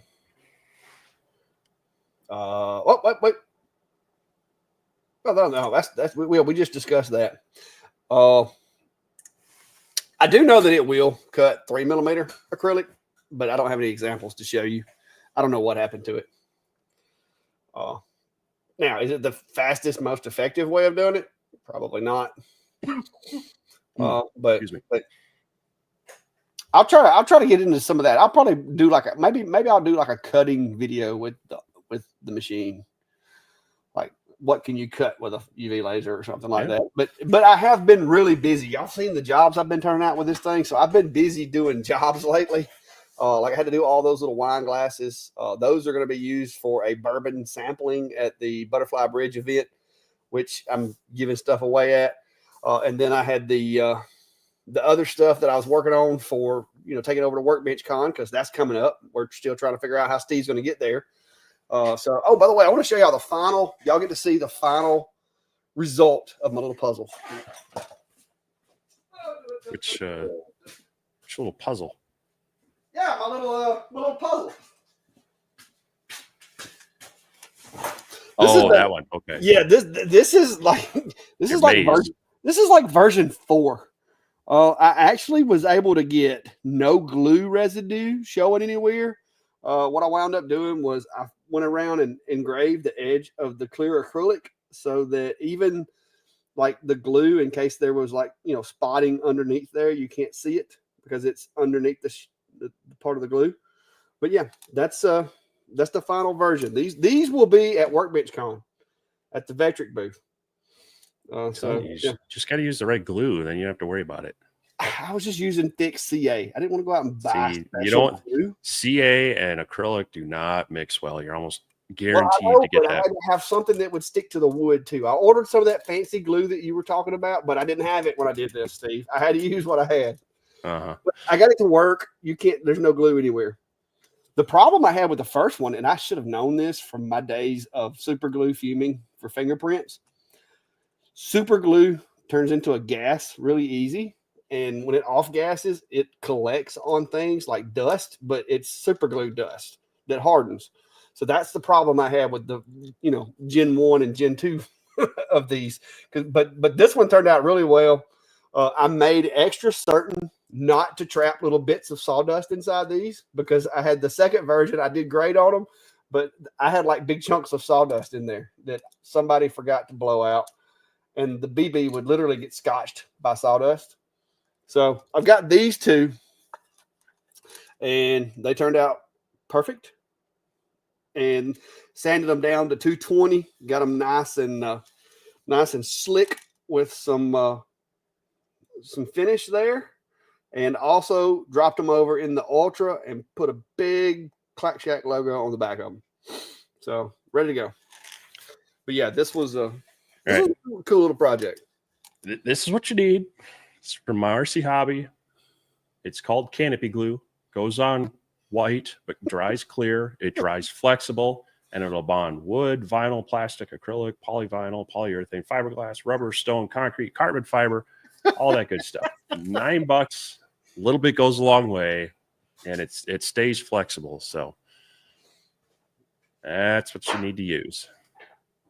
I'll even drop a link in there for everyone.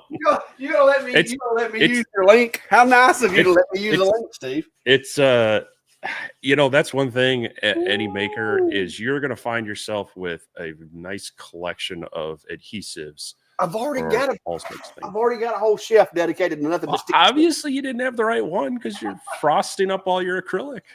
Well, I've got some other glues over there, but I wasn't sure what they would do either. So I'm like, a known wrong glue is better than an unknown. But look at that. That thing, the more I look at it, the cleaner this looks. I mean, that is just awesome. Is it just because your eyesight's going bad or what? No, I like it. I started to make this on oak, but I'm glad I opted for the poplar because I just think it looks clean. It looks good. I mean, I could tell you most anything's better than oak.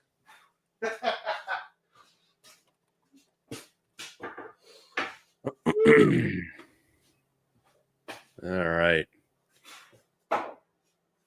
That's about it. I don't know what else projects I can show you, but I'll have to do a cutting video with the Omni.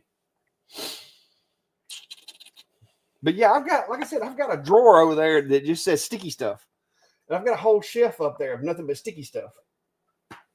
And every time I turn around, Steve's like, you need this glue. You need that glue. You need this glue.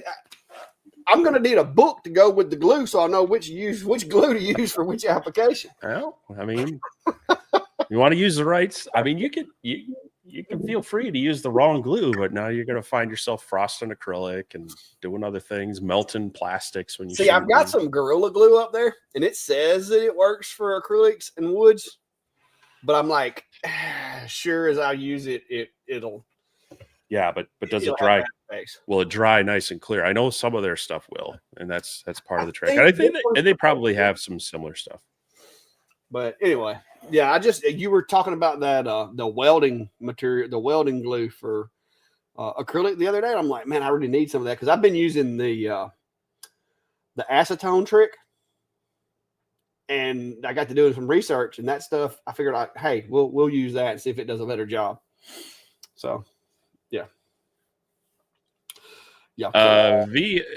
if you so that's from, if you're talking about the one that Clack has, it's the Com Marker one. You can use his link or my link, and I believe my code Vintari gives you 5% off. Clack probably has the same thing for his. Yeah. Whatever's on his. Go check out the links in his video, and he's got all that there. But yeah, it's kind of across the board with the Com Marker one. You can check that out, and of course we always appreciate people using our links whenever you can. We don't want to be too pushy on it, but if you are purchasing something and we helped you out, it's nice to let the companies know that you're coming from us. And, sometimes we get a little bit of a kickback as well. But like I always say, I'm just happy to give good information, help you make a better purchase. So, yeah, I don't know if anybody knows this guy or not, by the way. That's Steve's neighbor, in case anybody missed that. Matt at Laser Engraving with Matt. He's another one of those Minnesota guys up there in South Canadian province. South Canadian province. So y'all go check out his videos as well. Yeah. I have been watching. He's had the Omni. And there was something else he was doing the other day that I thought was interesting that I watched. But I don't. I usually listen more than I watch. So if you ever ask me if I watched the video and I say no, it's probably because I was listening to it. But yeah, it's got lots of interesting equipment up there. I'm surprised that him and Steve haven't actually ran into each other because Minnesota is not that big, is it? Well, it's tall. You say I'm close to Canada. It takes me about 6 hours to get there. I could be through Iowa and into Missouri before I could get into Canada. But no, especially here in the winter, us Minnesotans like to keep to ourselves. Yeah, or get everybody sick. One of the two. I know. That's only when I travel out of state. And I've always been told what happens in Vegas stays in Vegas. Well, that didn't happen for me. I know. You spread it all over Arizona, and dealing with it. Nevada, and Minnesota. I mean, you spread it. There was like a trail of infection everywhere you went. Patient zero. Yeah. All right. Well, we haven't done one of these in a while, so just to show our appreciation for everyone, we're gonna do a small giveaway tonight. I've got a small collection of things, so we've got some Clack Shack stickers, we got some Vintari stickers, I've got a coaster, and I have an out of stock, soon to be back in stock lens kit.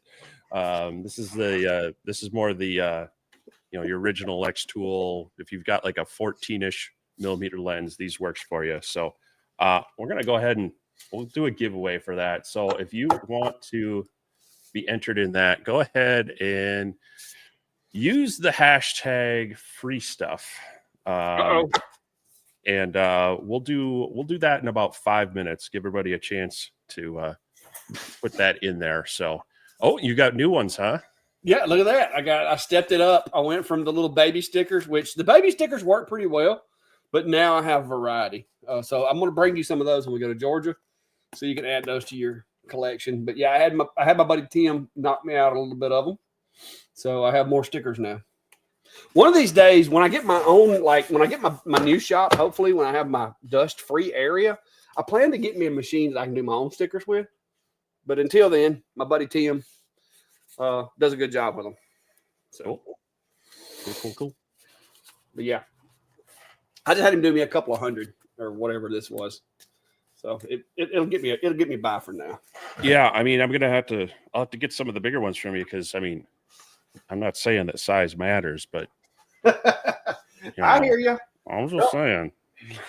I mean, how big do you need? I got one of these for your van. Yeah. Well, maybe I do want to fly. I don't know. No. Yeah. So flying, don't watch the news. I know. Well, what I've been looking at that and trying to figure out how I'm going to get down there, and of course, flying gets you there and back in a hurry. But man, the trying to figure out the timing, because I know on that day there's a few things in the evening, and we want to get there not too late, and just the cost that the tickets for that are just kind of they're making me choke a little bit. So, but then I'm also looking at, like, if I drive down, I'm probably just going to come to your place so we can carpool over. But then I got to make sure I get to your place in enough time that we can get over there. Well, or like I said, I can pick you up at the airport. I mean, I can get me one. I've got a Square. If it'd make you feel better, you could pay me like you would an Uber. I mean, only if I get to send a rating as well. I don't think caps matters, V. But if you're worried, you can do it both ways. But if you do it 100 times, it's only gonna matter that once. Yeah, it's only gonna let you enter in once. So. But if you're worried, feel free to put it in there lowercase as well. The way he's got it wrote out is all lowercase. I can't tell you that uppercase, lowercase matters, but just to be safe, I probably would just do it lowercase just to be sure. Yeah. Oh, phaser pilot one. How much do you use your laser for RC stuff? That's actually why I originally got my laser. As well as my first CNC router. I got my first CNC router over 10 years ago, and my first laser about 9 years ago. And that was to work on. I was doing some stuff with some R&D stuff for a company called Sig Manufacturing. And, they had their own laser and they had their own balsa, but there was always, even them sending it, a local courier, it was 1 or 2 days to get stuff back and forth. And so eventually just broke down and figured it was easier for me to be able to do 3 or 4 iterations in a day with my own laser. And then I ran a whole business off of it called Foam Flight for a while. Nowadays, and this is the whole tale of taking your hobby and making it a business. I kind of got burned out with that. I was kind of not enjoying the hobby as much because I was working between being an editor for a national magazine and running club events and running the club as an officer and all these other things. So I kind of pulled back on that. But I still, I've even taken lasers to the field and made parts on the fly for people. If I need to, I've repaired battery trays and servo things and such. And I still have, I dabble on a couple of my designs every now and then as well. Good friend of mine used to run a business making kits, and he's sent me a few of them too. So yeah, it's less than I used to, but I still do it from time to time. Jeremy's asking, do you, being from model plane business, did you know Mr. Becker? It's not sure, not ringing a bell. So. And Phaser Pilot says the name comes from flying my SIG Phaser. Yeah, so, that makes sense now. That was a good airplane. So yeah, I've never flown an airplane. I am a 107 certified pilot though, but I'm a quad guy. I would crash one of those airplanes so fast it would make your head spin. I need something. Well, you'd be surprised. GPS positioning. Well, they actually have quite a few with some of the controllers that will limit bank angles and such. So if you make it up here, we'll get you on it. We'll get you on sticks. Keep it playing. I'm telling you, I'll crash it. See, here's the thing, and this I've instructed people over the years, and we've done like buddy boxes and all those other stuff. I always told the student, while you're training with me on the buddy box, if the plane crashes, that's my problem. That's my fault. I'm there to not, Now when you're on your own and you're off tether, then it becomes your fault. But people are always worried about that. I said, don't worry. I'm here to, if the plane crashes while we're on the buddy box, that's my fault. That's where you can basically flip the switch and take over control, right? Yep. Because I know, like we've got, we've got the DJI Inspire 2 or whatever at the PD, and it has a pilot and observer set up with the controllers to where basically you can have a controller, but you don't control it. But in the event that something happens to the other controller, you can take control. And one of the guys that used to work with, he was big into RC stuff, like the planes and stuff like that. He did a lot of like FPV drones and so forth. And he had a similar setup to where he could let you fly it, but if you got into a tailspin or whatever, he would flip a switch and then he would take control and recover it, get it flying back flat, and then let you resume control. Yeah, there was one year the Blue Angels were in town, and we had our model airplane field, and it was they were doing a whole aviation thing during this event with them in town, and so I actually got to put up Blue Angel number 2 up on a buddy box, and kind of give him a few laps and train him on that. So unfortunately, he couldn't reciprocate. And he couldn't let you fly his. Yeah, no, but no, I've got photos of that. I'll have to share those at some point. That was kind of a fun thing. So, all right, we're gonna do last call. It seems like the entries are slowing down. So again, we've got some swag, we've got some stickers, we've got a can koozie and a one of my lens cover sets that I'll send out. And cool. So hashtag free stuff. We'll give you just about another minute to get that entered in. We'll draw that, and then whoever wins, you get to pipe up in chat, and I'm going to have you email me to get your information. Yeah, Ron's asking, says, I have a F1 and a P2. Would a fiber or UV laser be better at? I'm missing part of the conversation here. Okay, Ron, I don't know what you're talking about. We'd be better at. Not sure. I should have read the whole question, I guess. What would a fiber or UV laser be better at than the looks like the original F1 and a P2? Oh, okay. Yeah. If you're not glass, you're going to do a better job with glass with the UV, but with the P2, you can engrave glass. It's not exactly the same kind of engraving. The settings to get smooth settings with a CO2 that aren't like scratchy and really cracked up, it's going to take a lot more finesse than with the UV. And of course, the different plastics and stuff like that. The low heat functionality of the UV is the biggest. That's the biggest game changer, I think, is the fact that you can engrave things without getting them hot and causing them to melt. Or like with metals, you're not going to cause it to warp as bad and that type of thing. So it would be, it's a very expensive investment. So I would say, in my opinion, unless you're just wanting it as a hobby and you got the money to spend, figure out how to make money with the ones that you have and then invest once you have a working business model. Because to me, the UV is more geared towards actual business and using it to do jobs with. It's a little pricey for just a hobby, unless you're really dedicated to your hobbies. All right. Somebody said hashtag biscuit. All right, we've got 90 entries for this, so I'm going to bring this screen up, and we are going to draw a winner. All right. Good luck. Drum rolls going on in your head, so enjoy that. Too early for the claps. And we've got Patty Wright. Patty is the winner. That sounds very loud. Something. So Patty, if you can go ahead and email me at vintari@gmail.com. Go ahead and chime on in chat here as well. It says I won, so she is present.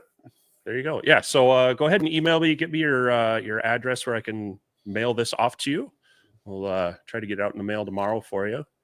And yeah, we said we were going to do some giveaways. We are working on some stuff, but thought I'd get that out. There was a lot of chatter about lenses and such today, and Clack and I have our nice plethora of stickers. Yeah. Well, we want to get them out to you guys. The sticker collection is getting bigger. Like I said, I've got me some doable bigger sizes now.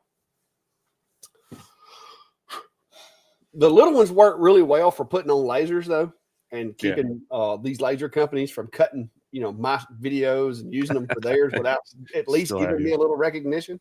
Right. Because everybody's like, why are you always putting those stickers on the machines? And I'm like, that way, when they use my video in their commercials, you know, it's hard to get rid of all the logos because they're on the wall, they're on my shirt, they're on the laser. It's just a matter of making sure that my brand is represented when they're recycling my content. So, Right. Yep. And did you notice that in my latest video, you were like co-starring for like half the video?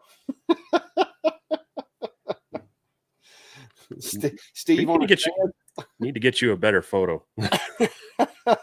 Hey, it looks pretty realistic when you come in the door. One of my kids came in the other day and I wasn't here, and you scared the crap out of them because they come in the door, turn the light on, and the first thing they see is Steve on a stand sitting on top of the S1 over there. Well, I don't know, where do I have your head? I've got yours on a little hook from when I did that camping video. Yeah, here we go. So there's that little hook there, right? And I've had it hanging like on like in videos. I'll have it like on the back of the little shelf as a little Easter egg. And kind of the same thing. I was coming in and out of the garage door and saw this big old head staring at me, and I kind of did a quick whoa.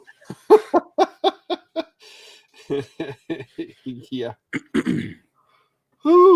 But yeah. Anyway, life size. Well.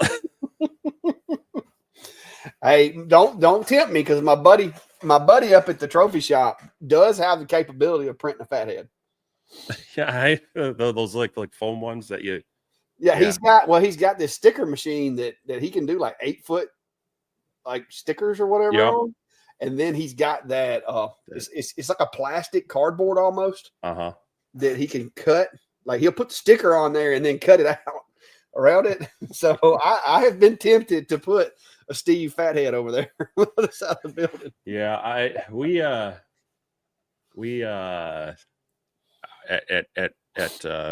work we have a graphics production area, and they've been known in the past to do like the big life-size cardboard cutouts for certain things.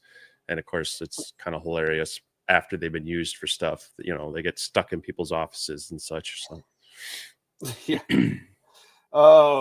Big Heart's asking is Tar gonna wear the Clack Shack backpack at Workbench Con? Nope, but I probably will be. So yeah. No, that same booth had hats. I could have gotten a hat, you know, just have the little thing. I was stupid. Make sure I'm standing on the right side of him. But all right, Patty says she sent you the email, so you should. Yep, Patty, and I did get it. Thanks. So we're all good to go there. So like I said, I'll get that boxed up and sent out tomorrow. This side of the radio, they reached out to me. Longer did right before their holiday kicked off, and I've done this.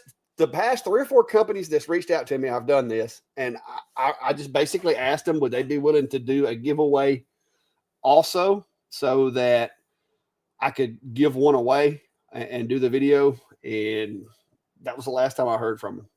So I don't know if it's the holiday or if they just don't want to do it. I don't know what the status of that is right now, but that's kind of been the new thing lately when companies reach out to me. Is I'm trying to get them to participate with offering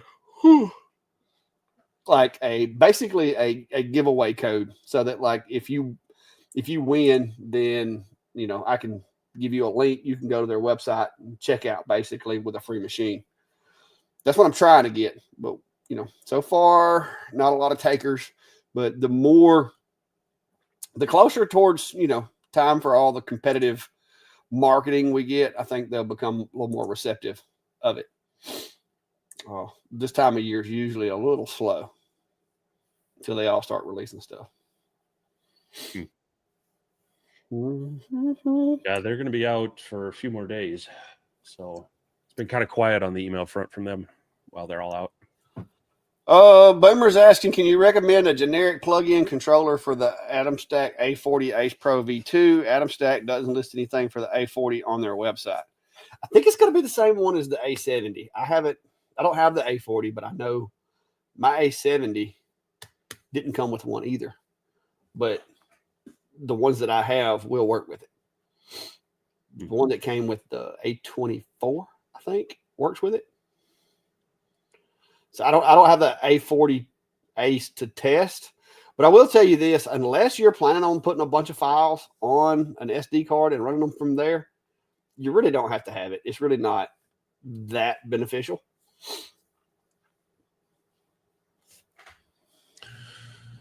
Yeah.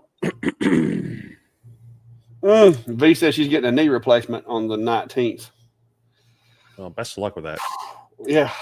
I haven't had that particular surgery, but I've had one close enough that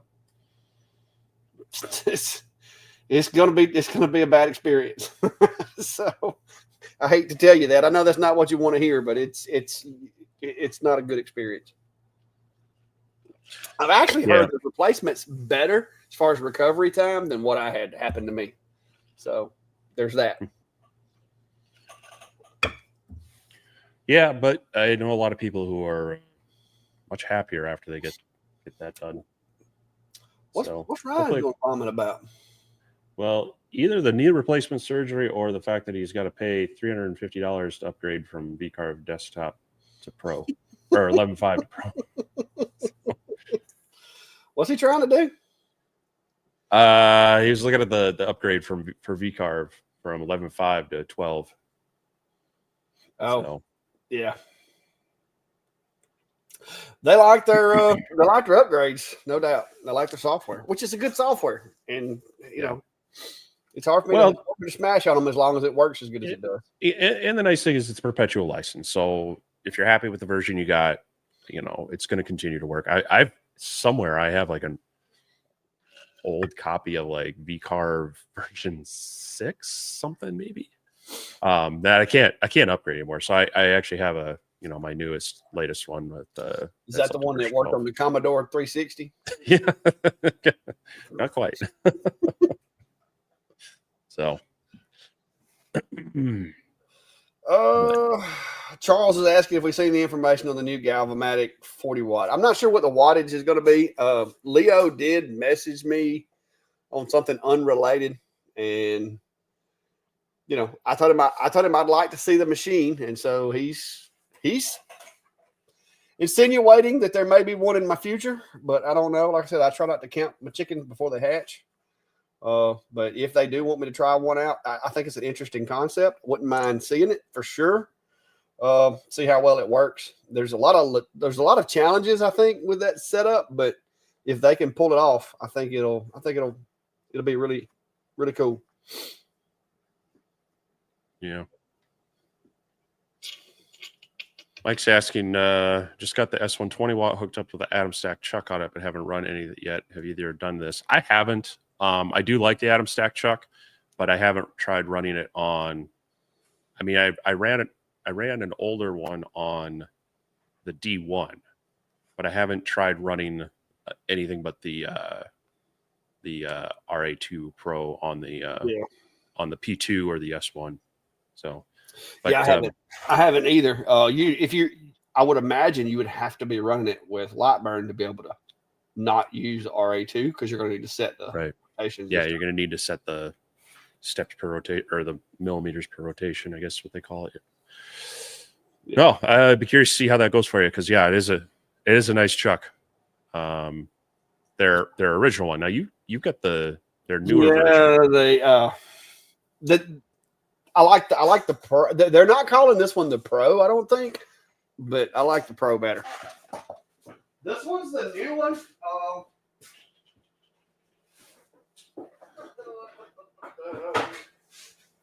I think this is the chuck. I've got the chuck and the. No, this is a roller.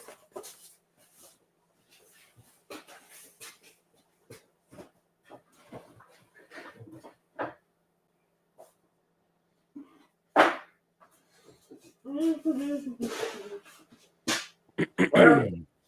I said I had it. I've got it stuck right here somewhere.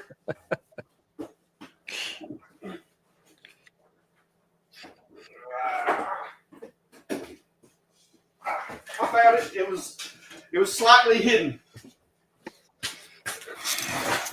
This is the most recent chuck that they've sent me. It's called the R8. I like the old one better. Just going to throw that out there. And the reason is watch closely. Ooh. Yeah, not a fan. Now, I get, as long as it's sitting on the table, the pressures are going to be downward like that. But just, I do not like this as well as I do the old one. Now, is it terrible? No, it seems like it works okay because that's a pretty good bit of force I'm putting on it. But I'm going to stick with my older one unless I have to use this one.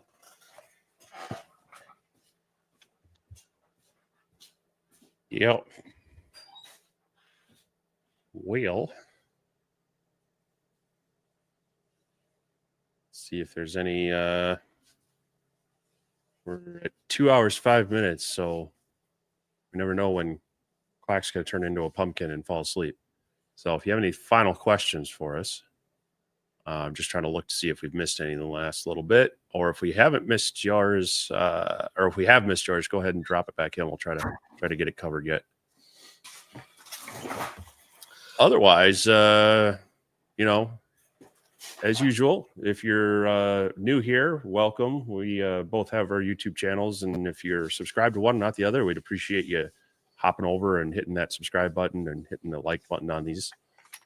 We also have our laser engraving community group. If you have if you got questions during the week, or you want to share some work you're doing, or ask, there's links in all the video descriptions to that group. If you're on Facebook, that's about a little over 2,000 people in that group, and a lot of good back and forth, a lot of sharing ideas, and it's also a good way to like share pictures of sometimes people have issues, and we ask them to drop it in there so we can see better what's going on. There's also a map that we've got of all the listeners that want to put it out there. There's a form you can drop your pin on, and that will add you to our map. I'll try to bring that up real quick if I can.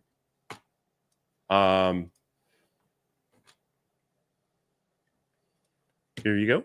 We got a lot of people in the US. We got some in Canada, but also Europe and Australia, New Zealand, a few in Asia and Africa. So there's a growing map of all the listeners, and the forum, you can just put like your business name, your online name, and then, you know, city, state, or whatever. Doesn't need to be your whole address, but it just kind of gives us an idea of where everybody's at, helps people kind of know who might be around them. You can reach out to if we're going to a place, like we're going to be going down to Atlanta for Workbench Con. We might put that out there and say, hey, if you're in the area, I want to drive the area, we'll try to have a dinner or something where we can all meet up and have some chow or some drinks or something. So yeah, it's just kind of a fun thing to kind of see where everybody's at. And when Clack and I are on the road, we can try to meet up with people. So just some of the ways you can interact with us. Of course, we have our Instagram, YouTube, Facebook. Always appreciate any interactions there as well. So yeah, go like all the things and subscribe, follow, and whatnot. And we'll try to continue the content. I know I've been a little light this month with being away and getting sick, but I'm hopefully going to get back into the swing of getting some things out there as well. Yeah, make sure you're following us on all the things to keep up with us. Yeah, the one thing that I will give this thing kudos for is it does have this cool little extendable, like, extra rotary part here that you can remove. But yeah, like kind of like what I think it was V said, you know, attach it to something to give it a little more rigidity. That's kind of my plan. There will probably be a piece of aluminum or something end up getting it fastened to the bottom of this if I keep it and use it a lot. But this is for their newer machines, and that's about all I can tell you right now. But this is for their newer machines. You got to have it because of stuff. But it has this adapter back here on the back, which basically there's just this little board, and then on the inside it's a stepper just like any other that connects right here, but there is a control board here. As far as the steps per rotation, this side of the radio is asking. Most of the machines, most of the rotaries, the book that they come with will have that in there. If it doesn't, most of the common ones we have, it just depends. Like Adam Stack one, the the X-Tool D1, the RA2. A lot of those common ones, you can either search it or, like I said, watch a video and just see when somebody set it up, what they set it as. But you can adjust it, but that's a whole process. That's like a whole one itself. Well, it's in a nutshell, you're going to want to draw yourself like a 1-inch square, get yourself like a dowel or something that you can etch on, and or like an aluminum can with some painter's tape on it. And then you're gonna run your test, and you're gonna measure around the radius part. And if it's too big or too small, you're gonna need to adjust your steps up or down, and then you can kind of dial it in to where it's a 1-inch or 25 millimeter square. However, that's the basic steps to dial it in, is take a known dimension and then have it do its thing, and then if it adjust your sizing one way or the other to get it dialed in. All right. Yeah. Well, that's about all I got. And like I said, I do have to go to work tomorrow, unfortunately. So we'll have to see. Yeah, Mark, I've been back at work, but I also, between some days off, and I have a couple days a week that I do work from home. I've been kind of balancing that. Oddly enough, between planned vacation, holidays, taking some time off, I was only at work. I worked 12 days last month. I was at work on campus only 5. So I think that's a record for me for a January. So hopefully I'll be, it's nice, but it's a lot of backlog of some work and things to get caught up on. So yeah, I'm lucky enough to have a bit of a hybrid environment where I can still do work from home and not infect people unless I'm going to Vegas in Phoenix. Yeah. All right. Chris, I'm not even sure what kind of steppers are on that. I don't want to misquote, but it'll be in a video soon, I'm sure. So, Cool. All right. Well, that's about it for tonight, guys. Like I said, we appreciate y'all stopping by. If you hadn't already, be sure to hit the buttons. And hopefully we'll come up with some decent videos or ideas here in the next week. Steve seems to be getting gradually better from his his little assignment as a petri dish for whatever it was that he had this year's flu or whatever. But yeah, hopefully things will get going better for him. V, I think you were the one that said you had the knee surgery coming up. Good luck with that. I hope it turns out well. Maybe it'll be a lot easier than mine was. I just had a terrible experience with mine, and I'm still battling with my back. I went and got a shot last week, and hoping and praying that it's going to be a little better. But with these back issues, you never know. So we'll see. Yep. But until next time, I'll see you guys. I'm gonna herd some cats and power off some lights. Get out of here. All right. Sounds good. We'll see you all next week. Be safe.